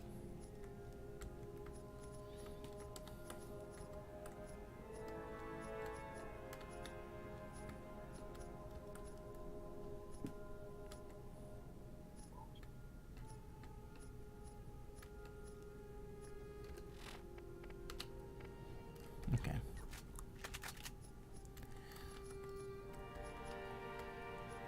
Yeah, what do you think? What do you think is going to be in the next Smash? I have no clue. Me neither, because Nintendo really hasn't released anything new. They released that new Kirby game that I completely forgot about. Do you remember it? The new one? Yeah. I remember Mario T said something about it, and I'm like, yeah, I totally understand it. No. It was gone instantly. Deal. It was gone instantly. Apparently, I don't know. Mario T said it, not me. I know. They got DLC for one of the older Kirby games, and it was like, I'm surprised they're still doing that. I think it's Return to Dreamland, I believe. Yeah. They added DLC to that, but a new Kirby game, I don't know what you're talking about. Yeah, me neither. Whatever it is, yeah, I got. What are the odds, right? 261 versus 241. That one's actually really good. I'll have to think about that one.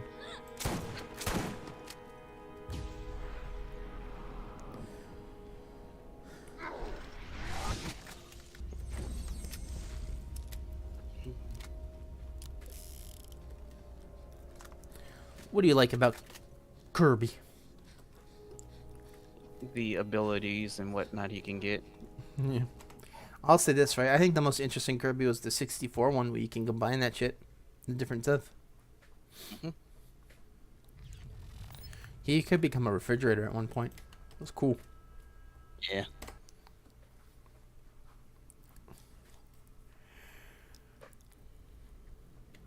You think the food he was regurgitating out of himself was from him? That's why he had so much of it? Yes. Yeah, gross. So he's just eating his vomit. Oh, okay, cool.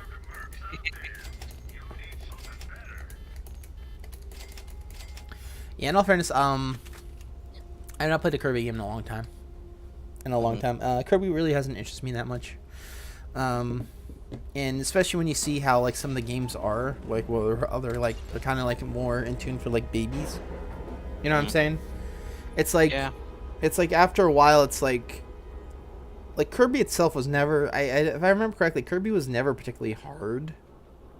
At least how Nintendo would make it. I'm sure you would die at certain points, of course, but like, who's Kirby really for now when he comes in? You know. Right. Is he for the new fans because you're not making like is he for the old fans? Sort of like Star Fox, Star Fox was never particularly hard, but in order to get like the best endings, you'd kind of know what you'd have to do. Yeah. But just doing like the normal endings or whatnot.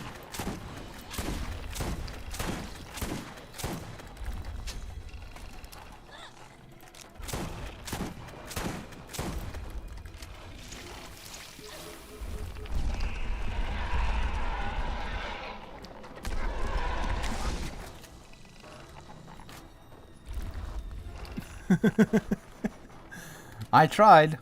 I didn't like. Just as I figured. It was bad.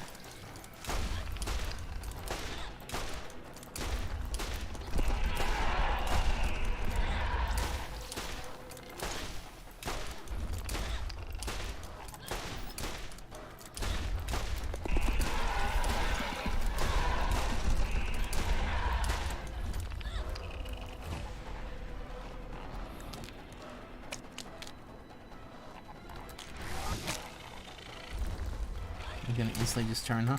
Cool. Turn your back, my dude. Come on, you know you want it.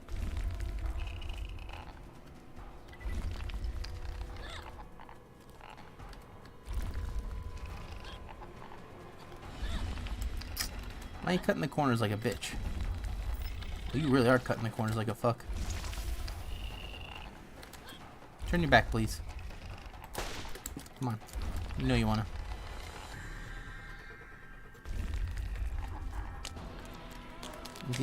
Okay. Does he not know I'm here?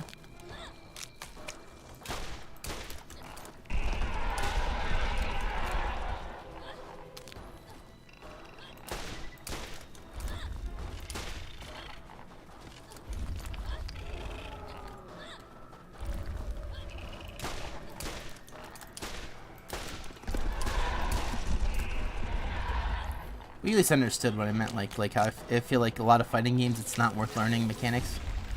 Yeah. Because it's like there's always gonna be people just trying to just RoboCop gun spam it to death. Yeah. Don't try. Don't try to actually play the game. 1%, man. Yeah. That's all it takes to win. In all fairness, like if that's a thing on you. You know what I'm saying? What? And only wanting to do 1%, and still expect to win. Yeah. Meanwhile, you have people trying like their hardest, and they're called tryhards for learning mechanic. Like, Yeah, there's a big difference. it's There's a big difference like, between learning mechanics and legitimately just playing to win only.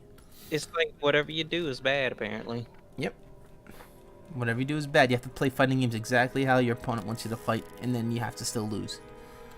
And then they'll say you're good, okay? Yeah. They'll say, "Oh, you're so good. I love it. Thank you."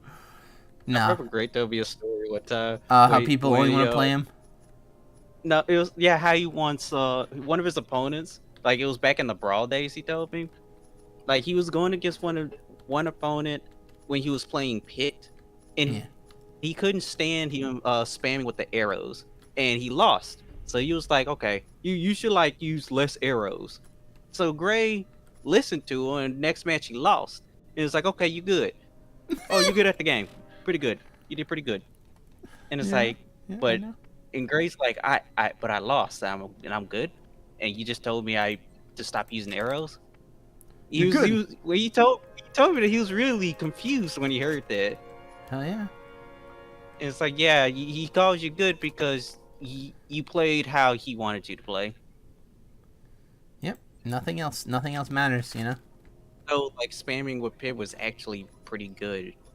That's kind of one of his play styles. Yes, it's kind of like his main play style.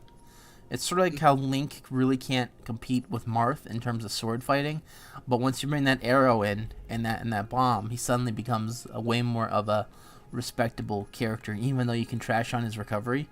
Link on stage is kind of a big deal. You know what I'm saying? people always say, "Oh, he has a bad recovery, so he's not good." Bro, and I shit you not. I one time played Yoshi in Brawl. Yoshi has a very bad recovery in Brawl, by the way. Yes, he does. Yep. Play him on stage, Yoshi's a fucking bastard to fight. He has that Mushroom Kingdom shit, where his moves go through swords sometimes, and you know, and you're suddenly mad, you know, because he can't hit shit. Let's take a look at how much this Bulldog actually has now. 20 magazine. How much now does it have?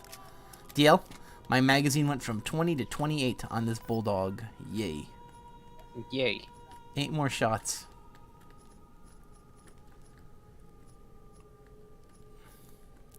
I mean, 8 more shots ain't bad. And you said the Bulldog, that's a shotgun, right? Yeah, 20 shots it has on the magazine and good reload. That's quite a lot. Yeah, it is. Too bad. Too bad. I want to find a better comm. But yeah, I got rid of the I was using the the Red Death. I was using this thing right over here called the Hydra. I don't like the Hydra. I feel like the accuracy's kind of. You wanna? Yeah. Why? It shoots sideways. Still. Listen, the only way to use this is to actually go directly into an opponent and fire. Yes, like how guns are supposed to be used. No, like you have to actually put the gun to his chest, and to get that spread, you know. Yeah. Otherwise, if you're like 5 feet, DPS goes out the window.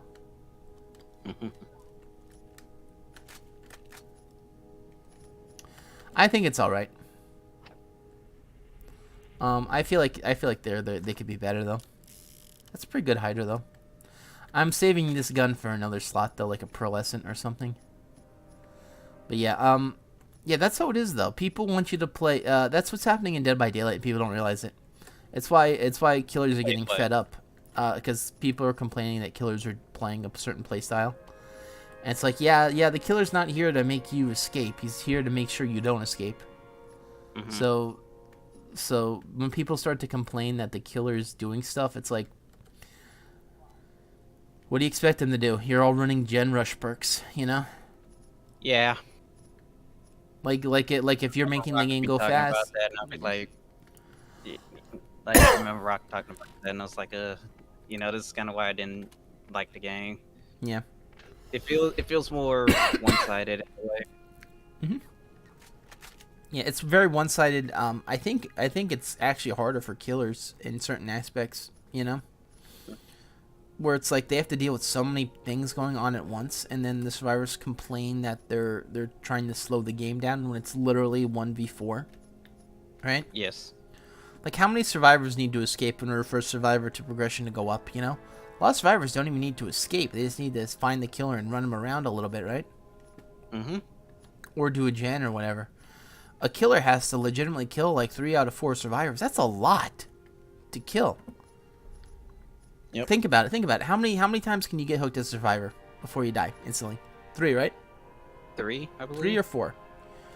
All right, so 3 times 3, that's 9. That's 9 actions a killer has to successfully complete, and that's with not losing its target or having gens be done. You know. I remember when we played, I was questioning. It's like when you hook somebody, soon it's like if you can't buy them, you can't do that because they're getting the generators. Okay, as soon as you leave, the person you just hooked, they already got unhooked. Yeah. By somebody else. It's like, I question what the fuck do I do then? Do I just leave them on the floor? Oh, I remember I did that too. And Rock had a perk that allows them to get back up. Yep. When you just leave them on the ground. I'm like, so what the fuck do I do? Yeah, you really have to. You have to know how to control. You have to have certain generators up in certain spots that you can have line of sight or whatever. Yep. It's called 3-genning. I've started to learn a little bit about it, but I stopped when just because it's like the amount of people that are like yabos on it, you know. They're like, you shouldn't do this, you shouldn't do that. And it's like, yeah, but it's in the end of the day, it's still a 1v4. Yep. And I feel like it's still weighted into the survivors team to escape. Like at least one person can. Like how many people escaping is considered a win for survivors? 1, 2, 3. Like a lot of times it's like Like the game considers a one person escaping to be good, you know? Mm-hmm. Because I think that helps raise everyone's level. Yeah. We won. Somebody escaped. Yeah. You know, somebody actually did the mission. Yep. You know, and with the killer, it's like you kind of have to actually kill people in order to get your levels up and shit. And funny, because when you get your levels up, you just fight more and more survivors that legitimately are fighting you tooth and nail. Like they're not able to fight you, but they have enough to slow you down and make you backtrack and run Just you. being annoying. Yeah. Like if you're a good survivor, you could loop someone indefinitely, loop a killer indefinitely in some of these maps. And there's this guy saying like, you know, you survivors are just trash is why. You know, you could loop someone an entire map, get better at looping, you know? Mm-hmm. And that's the thing, survivors just want to be able to just, you know, do the gens and get out, you know? Yeah. With the killer, you actively have to stop them, though. It has to be annoying. You have to be annoying. I'm sorry. But it really feels like it. You know that? Mm-hmm. Complaints be damned, you have to be annoying. It's 1v4. I remember when I played back then, 1UP used to always try to cheese me when I was playing Freddy. And he used the flashlight just to blind me over and over. Yeah.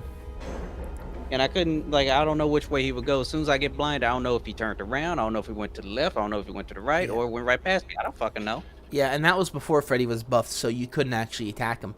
A lot of times when people blind you like that, if you're a killer, you just swat. You just take a swing. Mm-hmm, that's what I do, and I still miss. Freddy can't hit, though, unless they're asleep. Yeah. Back then, now he can. And at that point, Rock told me, "Hey, just look at your perks." And I looked at the perks. Oh, there's one that counters the flashlight, and then 1UP couldn't do anything about it now because all he wanted to do was blind me whenever I get close to him. That's all he wants to do is just make sure people don't look at him.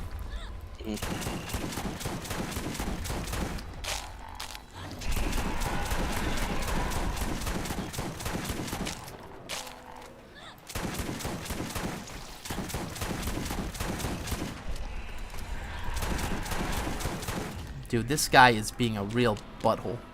Right here. He's not playing how I want him to play. He's just protecting his bitch boss, Cromerix. Remember how I said Cromerix is not like the most dangerous thing? It's his goons. Yeah.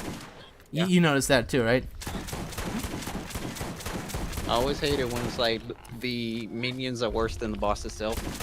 Yeah, because the minions are faster than you. The boss is kind of faster than you when he wants to be. But it's the real minions that you really have to worry about in a lot of the fights, because it's like, yeah. You know, actually, that makes sense, because I know a couple of games where, like, the boss has their mechanic, and then it's like, they gotta have their minions to keep doing their mechanic or whatnot. So, yeah. Like sacrifice and whatnot. It basically, you can the boss, if they were solo, you could take them no matter what, basically. But if they got backup, you need to take out the backup. If you can't handle them, you cannot beat this boss. Like that one, the fight in Persona, right? Oh, he had the turn at the last second. Ah, shit, I might be losing some loot. Don't you dare, Cromerix. Don't you dare. He didn't. Okay, whew.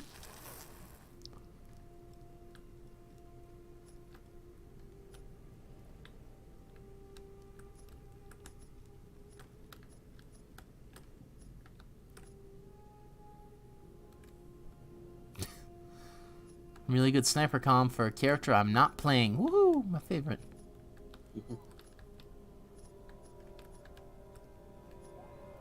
Oh, look at that deal. A steel bastard gun. 461 damage. Yay, my favorite. Yeah. It's an assault rifle, too. That's why it's so strong. That's fucking strong for an assault rifle. Normally they're around 200. Ah, here we go. Found a top tier gun. The Steel Mauler. 404, 9.8 fire rate. Yeah.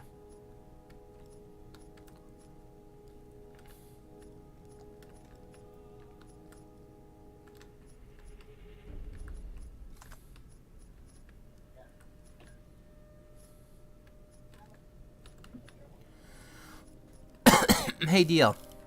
Yeah. Hop on with Brick. I'll let you pick up this this pearl, not this pearl, this the Cyclops that you wanted, or the Hydra. Wait, what was that? You can hop on with Brick and pick up this loot that's in here. The you said you wanted the Hydra, right? Yeah, I already have one. How good is it? I think I remember getting like 2 of them. One was stronger. Yeah, this one's like 12 times 294. It's like money cap Hydra. I think that Yours might is be better. one I have. Okay, that's fine then.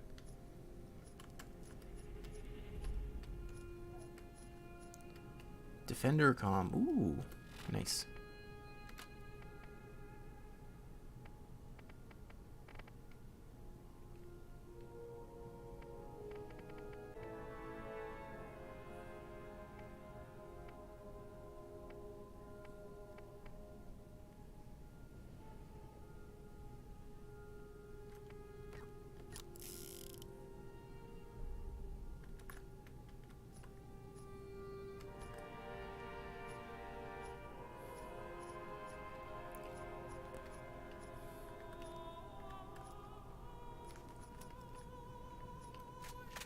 Saw the stream die for a second, and I don't know why it do.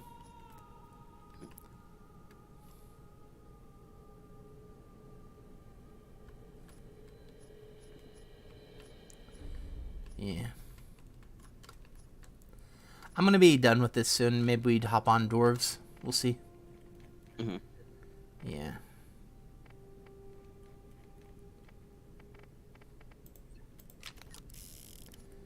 I am a little excited that we got a better comm, quote unquote. I kind of hoping that we're getting a better one soon.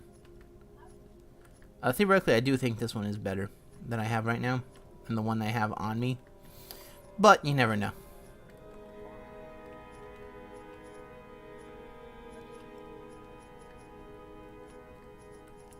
What I haven't gotten in a long time was a pearl from Craw. He does not want to drop pearls for me. I get them in random loot sources more often. Alright, 1, 2, 3, 4. Oh, 4 kills. Alright, we're gonna kill him a few more times. We're done.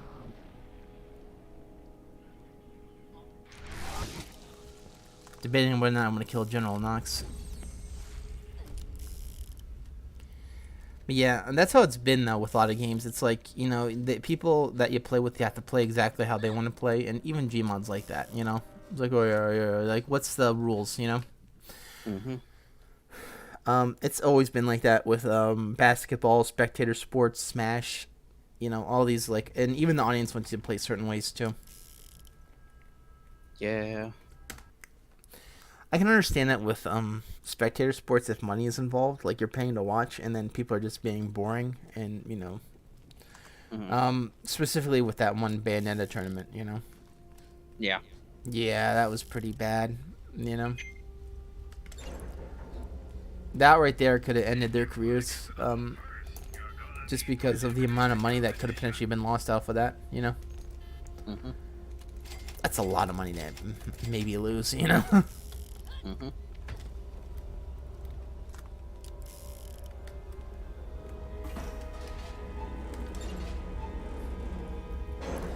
That's a crap ton of money to be able to lose. In all fairness, though, you can see the reason why if people hate you because you're playing Bayonetta. You know, that'd be a reason to be legitimately upset because you're not technically doing anything wrong. It's how the game's set up. But, you know, people decide to blame the Bayonetta players rather than blaming the officials for allowing said game to happen. You know what I mean? Right. You know, you can't really blame what the players are doing if the ref's not calling it, you know?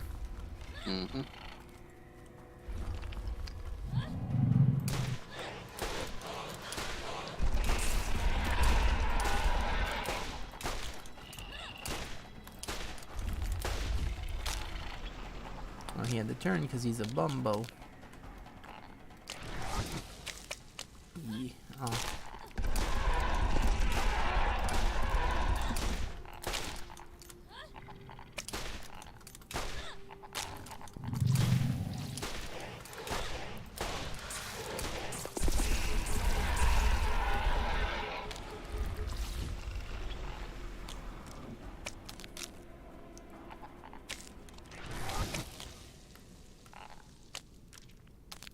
Come on, turn your back, my dude.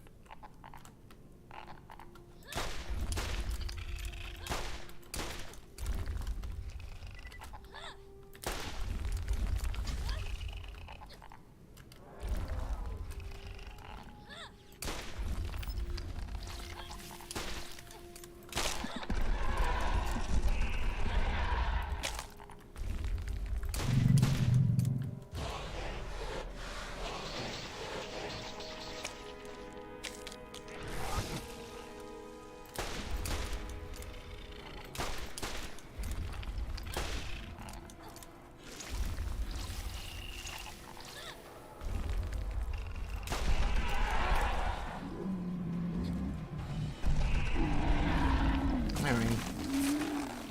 Chromerix is dead again. No pearls, no nothing. Cool.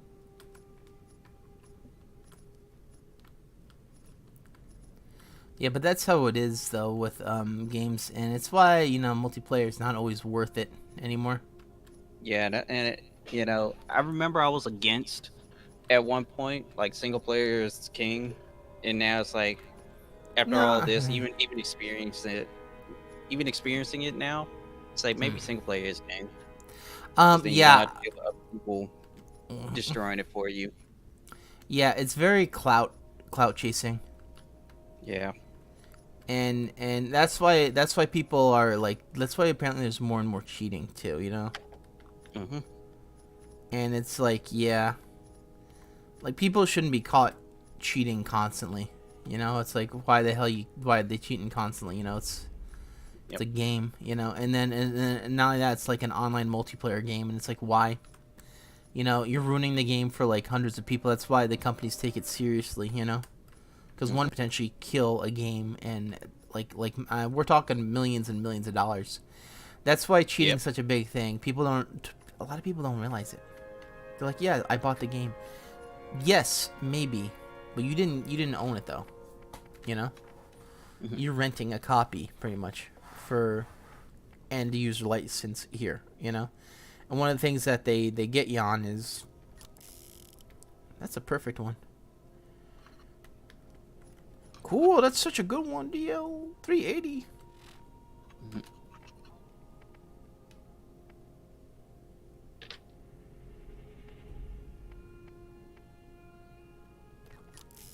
But yeah, that's like how it is. It's like how many millions of dollars does it cost to develop a game, and then how much money could they potentially make from it?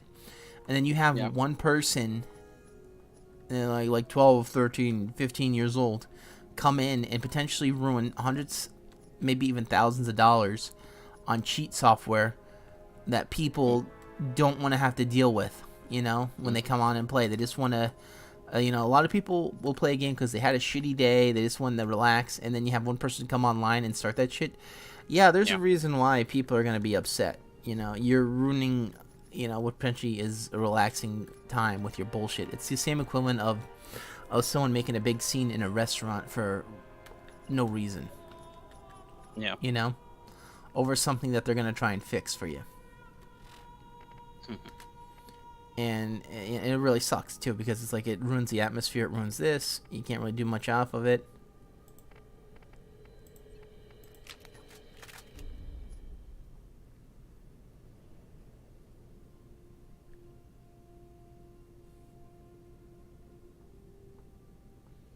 That actually beats it down. Interesting.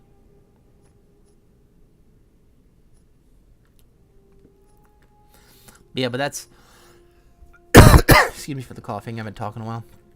But that's how it is though. It's like all these games, they want you to play like how you play, and then you have one person that I can only assume is antisocial, which is maybe they shouldn't be in a multiplayer game anyway.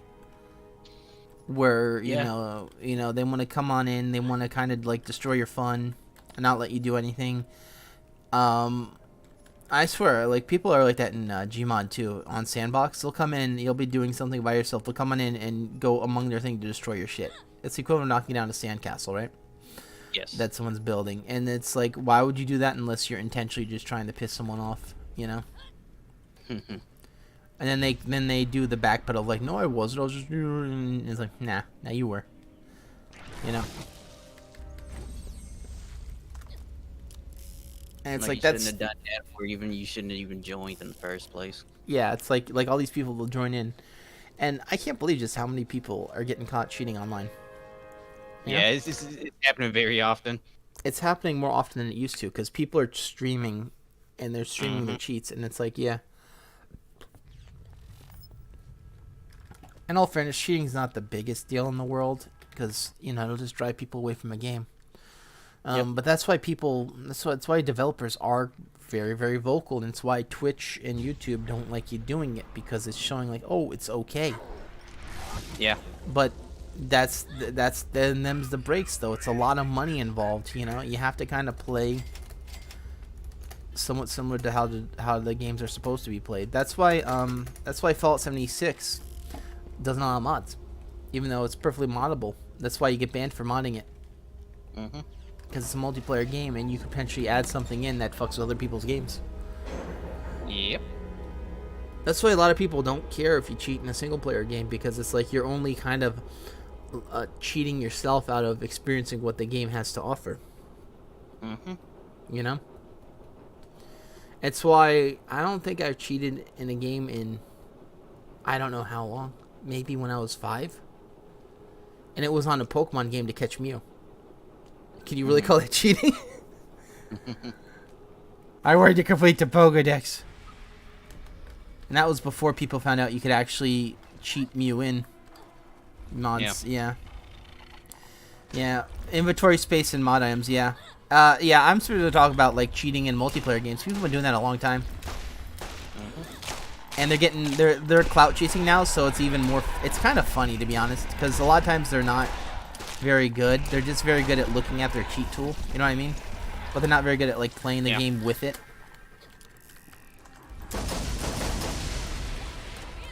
Not saying I'm good at this shit, but still. Look at all these. Look at that cheat I have installed. Look at its cheat button. Ready? Cheat button. No one can hit me. I'm invulnerable. I cheated. I cheated in Borderlands. I'm sorry. Okay, I stopped cheating for a second. Yep. Ding dong. Someone rung the doorbell. Just got disconnected. I just got disconnected-y. I dare say she who must not be named, yeah. Maybe her friend installed something else on her computer.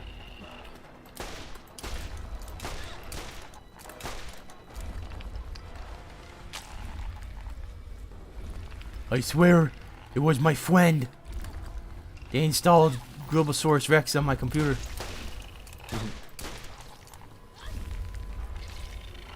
Yeah. Alright, come on, Craw. This is your last kill. Get away from your loot pile so I could shoot you. There we go.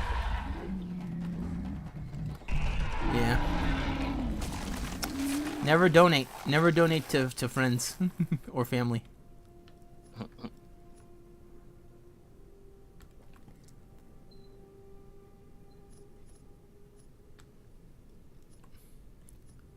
Alright, so I'm not seeing anything too crazy. Time to look through the Tormentor comms. Yeah. In all fairness, donating to get attention, it's like, yeah, that's yeah. It's pretty underrated. I feel like it gets overshadowed because of the accuracy and fire rate, you know. When you can get like a normal gun that's like this, that looks like that, and it's an Atlas. Like it's like yeah, because one's much easier to get. One's very specific, you know.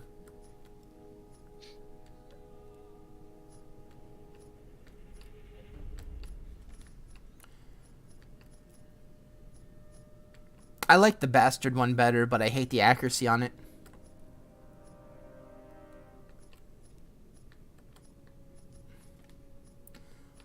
Alright, here we go right here. See? Yeah. Yeah. Like, 318's pretty good on this one. But I'll say this, right? If you're going to go for a Vlada assault rifle, just go for the chopper, man. That one's so fun to use. You get rid of your magazine instantly, man. DL, you want to fire 1,000 shots in 5 seconds? Yeah, go for the chopper. It's gone. You never seen one yet, have you? You only showed what I showed you. You only showed what I showed you that one time with Brick. Yeah. Where I'm like, okay, DL, see, this is how the chopper empties your magazine. Now let me go get a kill. And it was like, gone.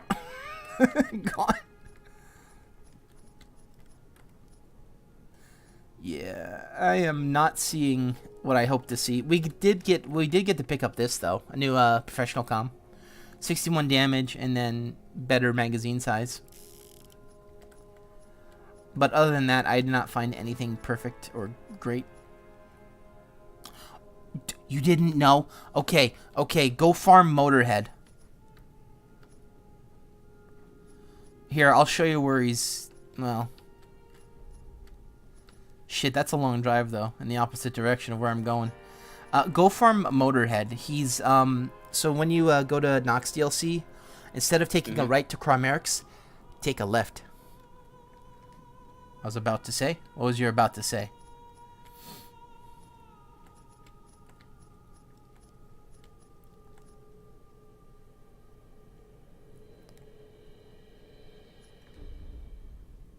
Dude, you have to. You have to.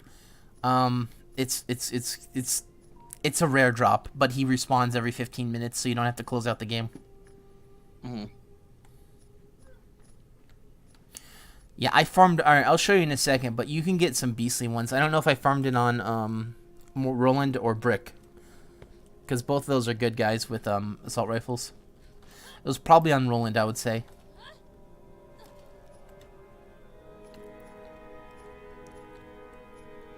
Alright, I'm not seeing garbage, though. Oh, yeah, by the way. I tested out your thing. I tested this out. I shit you not, earlier in stream. I tested this out right here. It did not help me kill Crawl. I shot 3 magazines and I did about 1/10 of an eighth of his life. So basically, it barely moved a hair, a fly length. It's like, yeah, I couldn't do it. But yeah, good Hydra.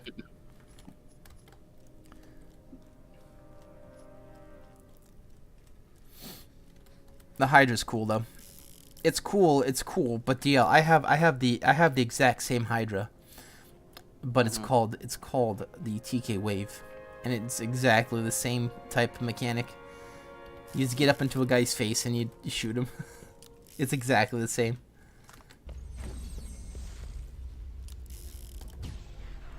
Yeah, Ajax is I barely out there usually. I only farm him when I'm going to Nox. But I don't go out of my way of like, ooh, I want the Ajax Ogre. It's like, meh.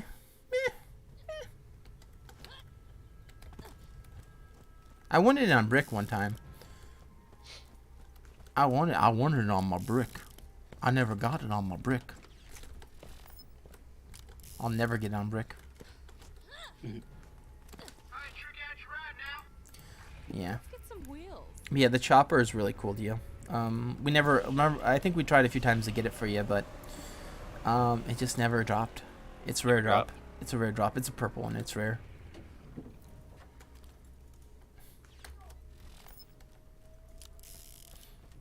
It's fun though. It lets you sprint while shooting, which is rare in this game.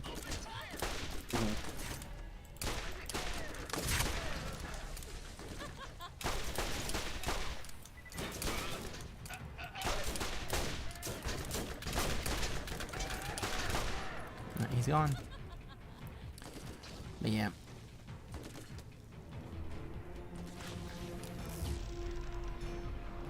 So what game do you like, DL, with in terms of looting? What you mean? Like what type of loot type system games, like Diablo and I would say Diablo. You like Diablo the most? Yeah. I never played Diablo, but I played a lot of games that had the looting type of Diablo, so. Yeah.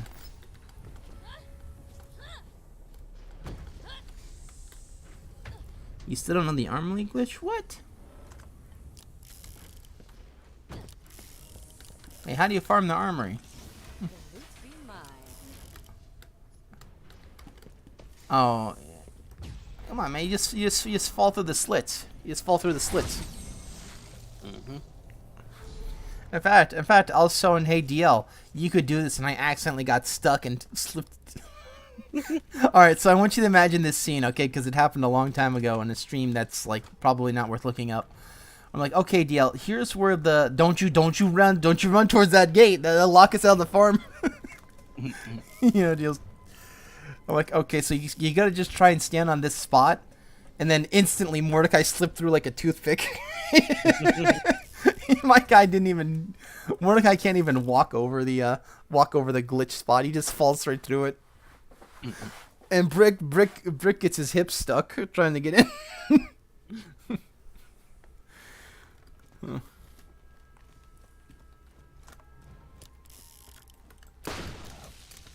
All right, nothing. All right. Yeah. But yeah, with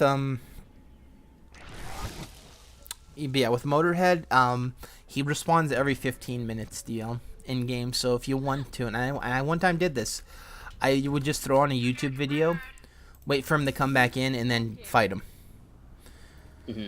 And he never did drop it because he's a son of a bitch. but I that you could do it. You just have to get real lucky one day. In all fairness, I feel like one half of Nox DLC is not worth going to because there's no like really good farms. Who's gonna go to Lockdown Palace? Unless you're Mordecai. I'm trying to get the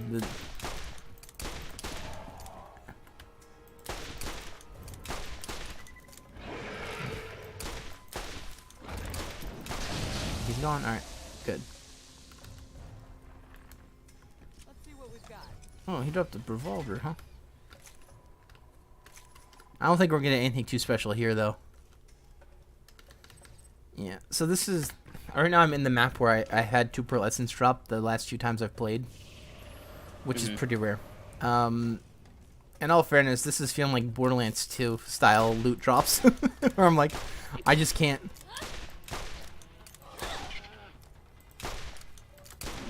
Oh, he bit me. Okay, well, yeah, you get the double shot, but I shock you, though.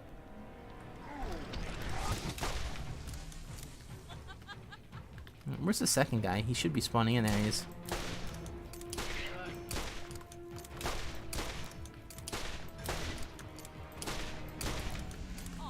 Alright, Nabos.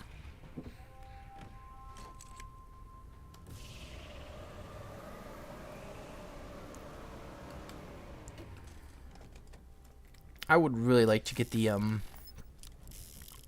serpents. Dude, I'm looking for that one. More loot. Don't mind if I do.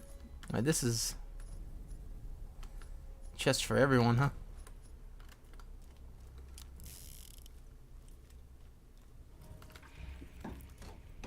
I don't think I saw a brick drop though.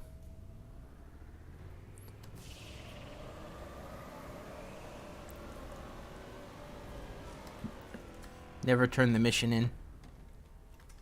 That's how you beat games, deal. If I'm lucky.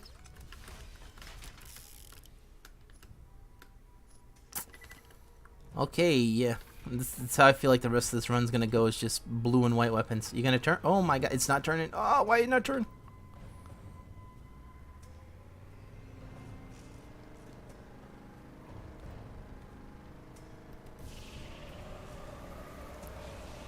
Ah, okay. Corner for us.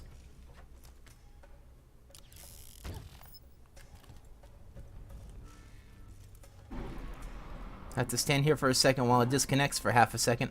DL, I still feel like it's a fucking glitch shit.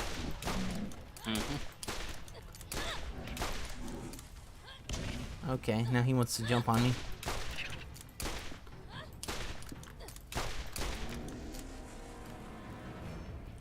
We ain't gotten bumbles dropped for us. No more guys? Okay, cool. Let's get out of here. Let's see what Yeah, that's about right. DL, I'm looking at these chest drops and my heart's sinking because I don't think we're gonna get anything good. Because I think item trending is real, man.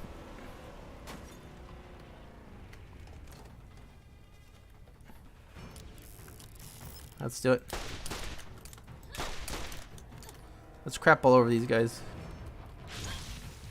Not with that weapon, though.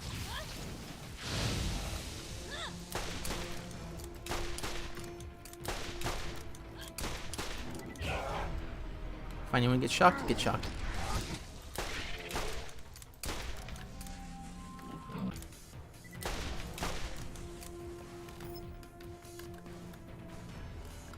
Hey, Laggy Lou the Gamagoo.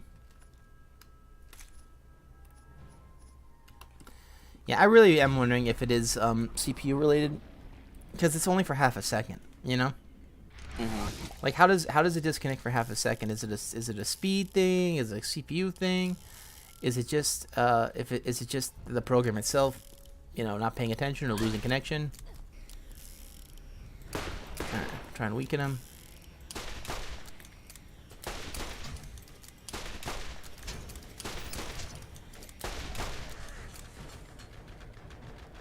Yeah, man ended up in like a coffin the way he landed.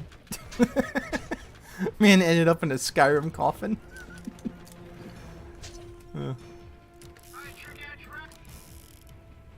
Another guy for a potential loot source? Fuck that.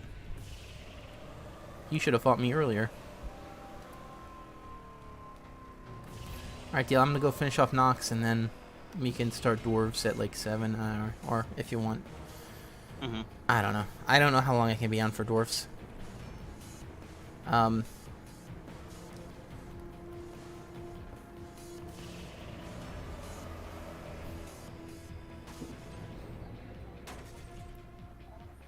Only because yeah. That's all I have to say is yeah. Yeah. I don't know. I mean, I like in the game, but I feel like yabos. I feel like we're not making progression no more. We're getting a bunch of cores. We're not getting a bunch of actual items like the. I feel like it'd be like we have to actually grind. You know what I mean? Like grind out certain items that we need.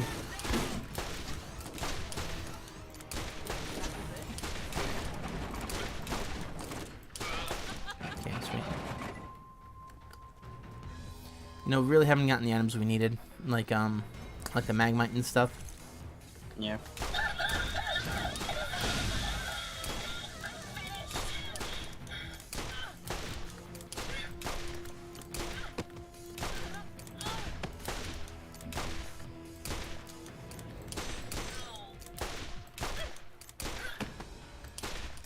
How disappointing. I didn't even break a sweat. Alright. I'm gonna anyway that up there because there's nothing up there. It's gonna be. I'll go up there. Whatever. Can't stop me. I'm already up there.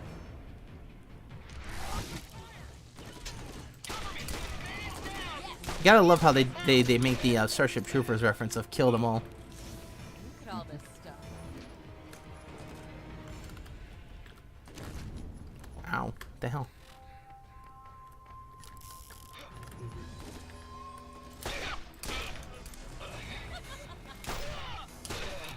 Oh, I need that. Thank you.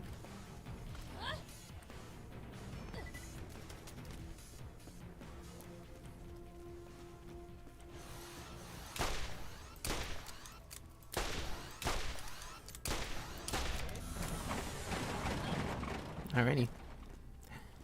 I'm almost at Nox, deal. I'm gonna kick his ass. Or die.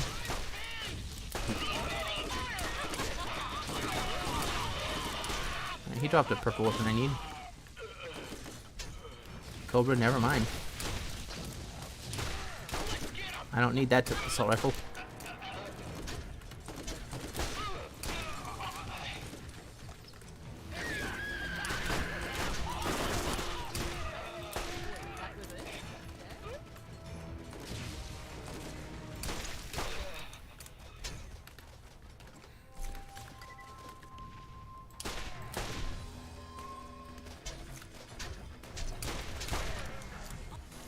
Yeah. This actually is running pretty well. the amount of damage this gun puts out. Now if the game will let me actually aim at the guys because of the cursor moving. Be in business. But yeah, there's a lot of cheaters now with the you see the thing where they have this new silent aimbot? Wait, what? They have like silent aimbot. You know what that is? Silent. What is that? I think. And disconnected as you said that, so I don't know if it actually showed on stream. Well, we'll debate on whether or not I was right about that, but it should be silent aimbot. Of what it's called. Deal. It always feels like it disconnects. So I'm talking about bots and shit. Kind of weird, kind of sus. Yeah.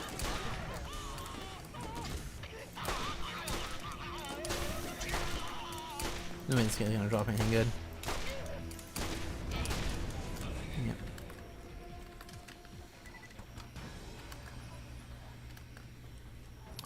But yeah, with but how I feel about this deal, it's like there's a lot of cheating, and it's so hard to tell now whether or not someone's good or not. Yeah. You know, are they just really good at aiming, or are you bad, or you know what I mean? That's the biggest thing. That's what pisses people off the most. Are you bad? Yeah. You know, it's like maybe it could be bad. I don't know. Who knows? Who knows if you're bad at the game or not? You know, it's impossible. Remember when I'm saying we were saying oh, it's such a fake game. Multiverses, it's like are we bad or is it fake? And like we're starting to feel like it's fake. The game decides who gets the good host advantage that time. Where you can't do anything wrong in that one round.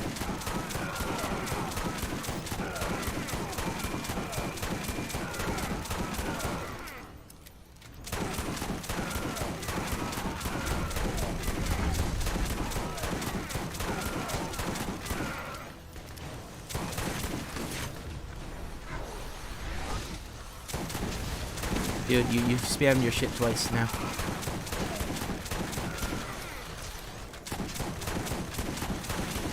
Quit knocking me back, please. Let me fight.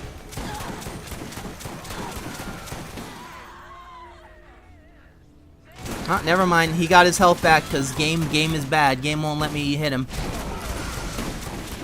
Oh my god, I hate when they do this. I hate so much. Just let me finish the fucker off, please. He had 90% health left. Now I have to kill all these bitches. Because the game decided AI wanted to be aggressive. Like, why is he being so aggressive, that medic? That medic's gonna die. Why is he so aggressive? This guy also, he just wants to do his jump attack at me, and I'm not gonna let him.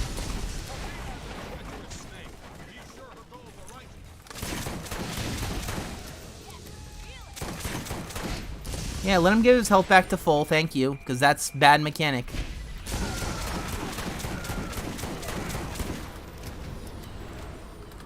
And another badass spawn, huh? Okay, cool. I could have killed him so earlier ago, but the game decided to knock me away twice, and then for the medics to heal Nox. You don't get to choose. You don't get to choose when he heals. And the game's like, nope, you're not allowed to finish this phase. I'm like, yeah. And it was that move right there that fucked me up. With his 80 billion health.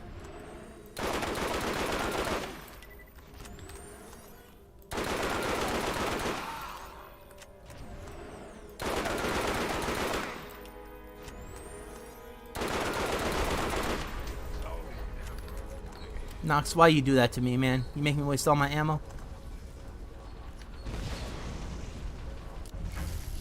Man choded me out so hard on that one.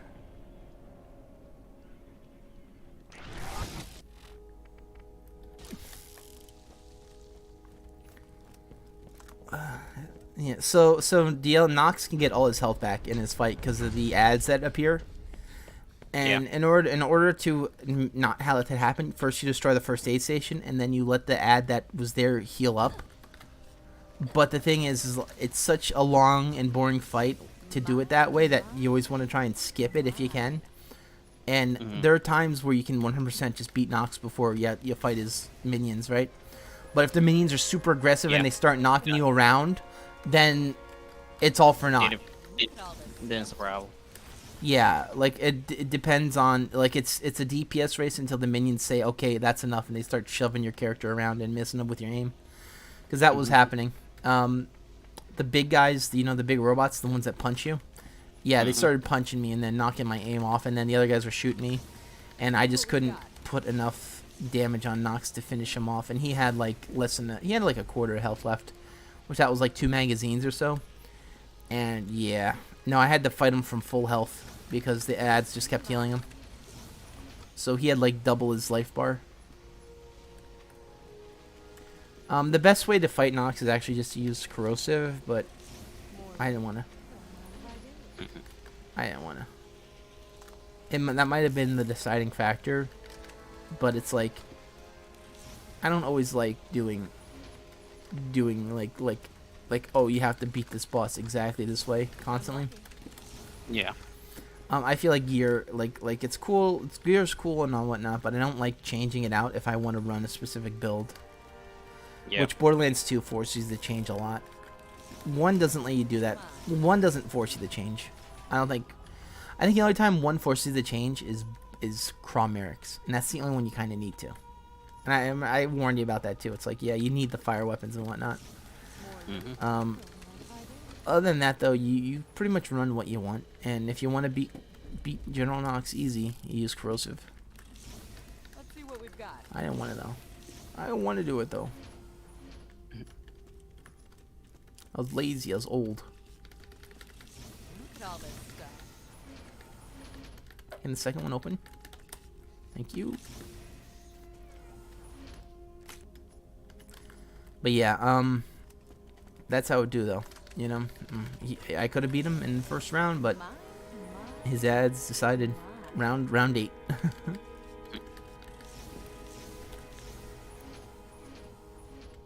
In all fairness, there's ways I could have mitigated it too.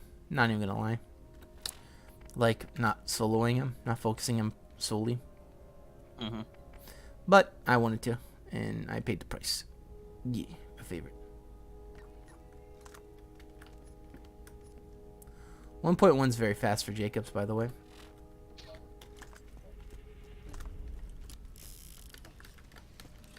Look at all this stuff.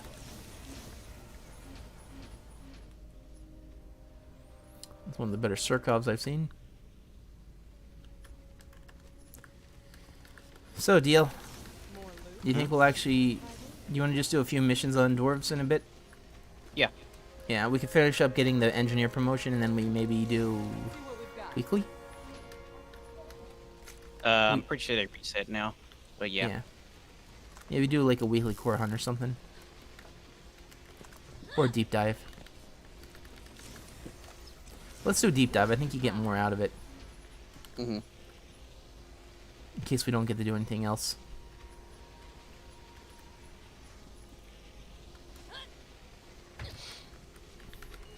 Jump. Oh, dear Lord! Oh, I flew. I flew straight up the hill. I flew so damn high. I had no idea what happened. I thought I activated a wall that I'm not supposed to.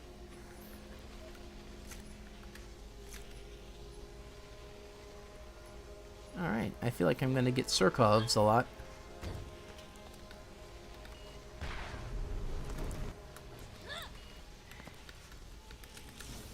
More loot. What if I do?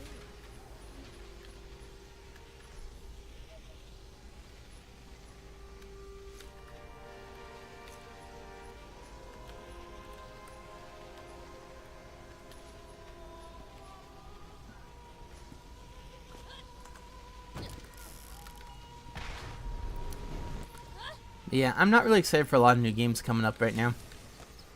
Be mine. I still got way too many games to play, and I keep DL adding more onto it. Yeah, DL, that's sort of my problem. I think Steam actually really does survive by the seat of its pants by people not playing their library. And just buying because of the sales. Yeah. Racket W kind of does that too. Yeah, it's how it do though, you know. Mhm. I'm pretty sure One Up has a huge library. The only one of us that I'm pretty sure doesn't have a huge library now is probably Gray, Look at all this. Yeah. because he's been on Steam the least amount, and I don't think he's bought as much. Although he said he did buy like 30 games for $5, but you know, that's how it do. It's only 30, you know. Yeah. My deal's like, yeah, I go through that in a week. Me, I like I'll try new games a lot, but I always go back to the ones I really like. Borderlands being one of them. Look at all this. I'm trying to play as much as I can whenever I get like my humble bundle thing. Oh yeah. Yeah, every month they give you like 10 games just from purchasing their humble bundle every month. And Yeah. it'd be like any game, including $60 titles you can get for just $15 a month. Yeah. Do you get a lot of garbage, or is it mostly random, like really good random? Really good random. Okay. Ooh, 16.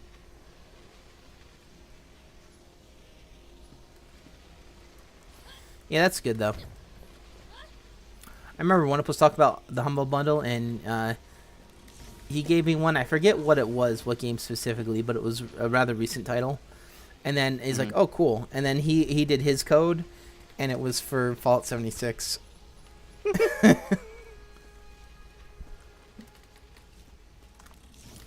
Actually, I think it was the Long Dark. I think that's what I had gotten.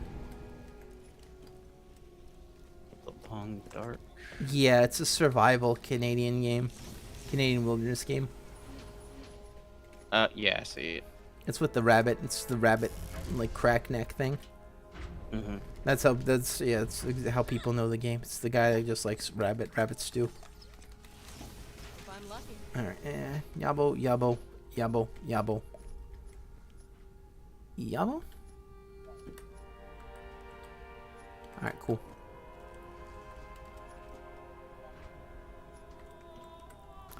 But yeah, in all fairness though, it's, you know, the Humble Bundle seems like it's a good idea if you want to just don't care what you get. And I'm pretty sure people get that shit, and Here's the thing too. You get a bonus the longer you stay in the Humble Bundle thing.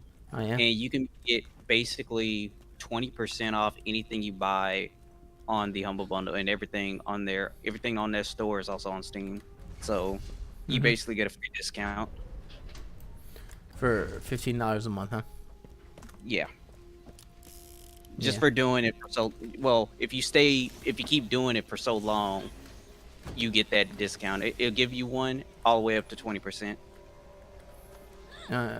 Universal purchase. What about for Yeah, purchase for less than $15? Can you purchase the Humble Bundle with the Humble It's Bundle? universal. It's universal. 20% off anything. And how many repeats games do you get?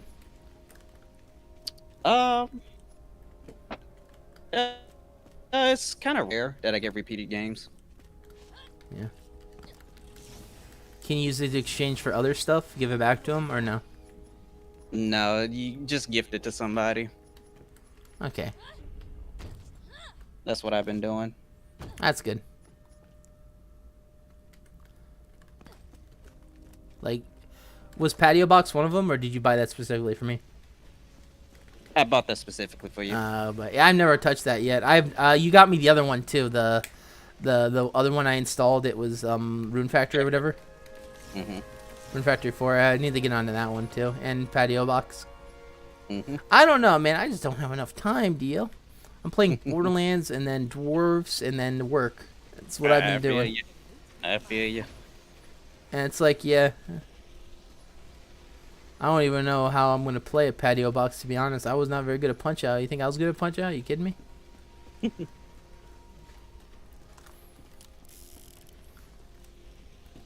Yeah, you said it was the secret bosses that were the pain in the butt. Mm-hmm. I don't know. We'll see.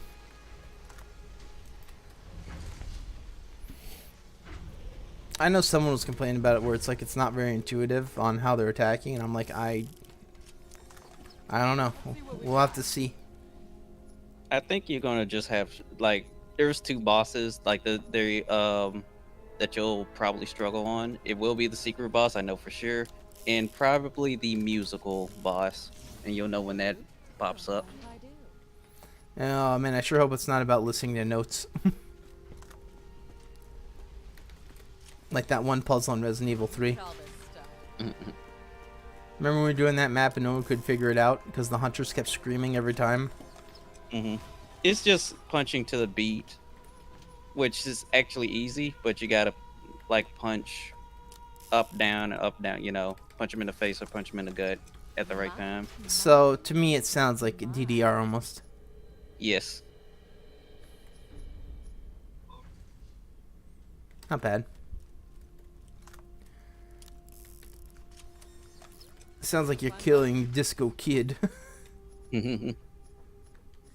A one boxer size. And then you punch him in the face. My, and Yeah, man, that poor Disco Kid, he keeps saying boxer size and Little Mac just keep punching him. Alright, we're gonna be done for now. See you guys later. I'm gonna hop on Dwarves. Deep Rock Dwarves.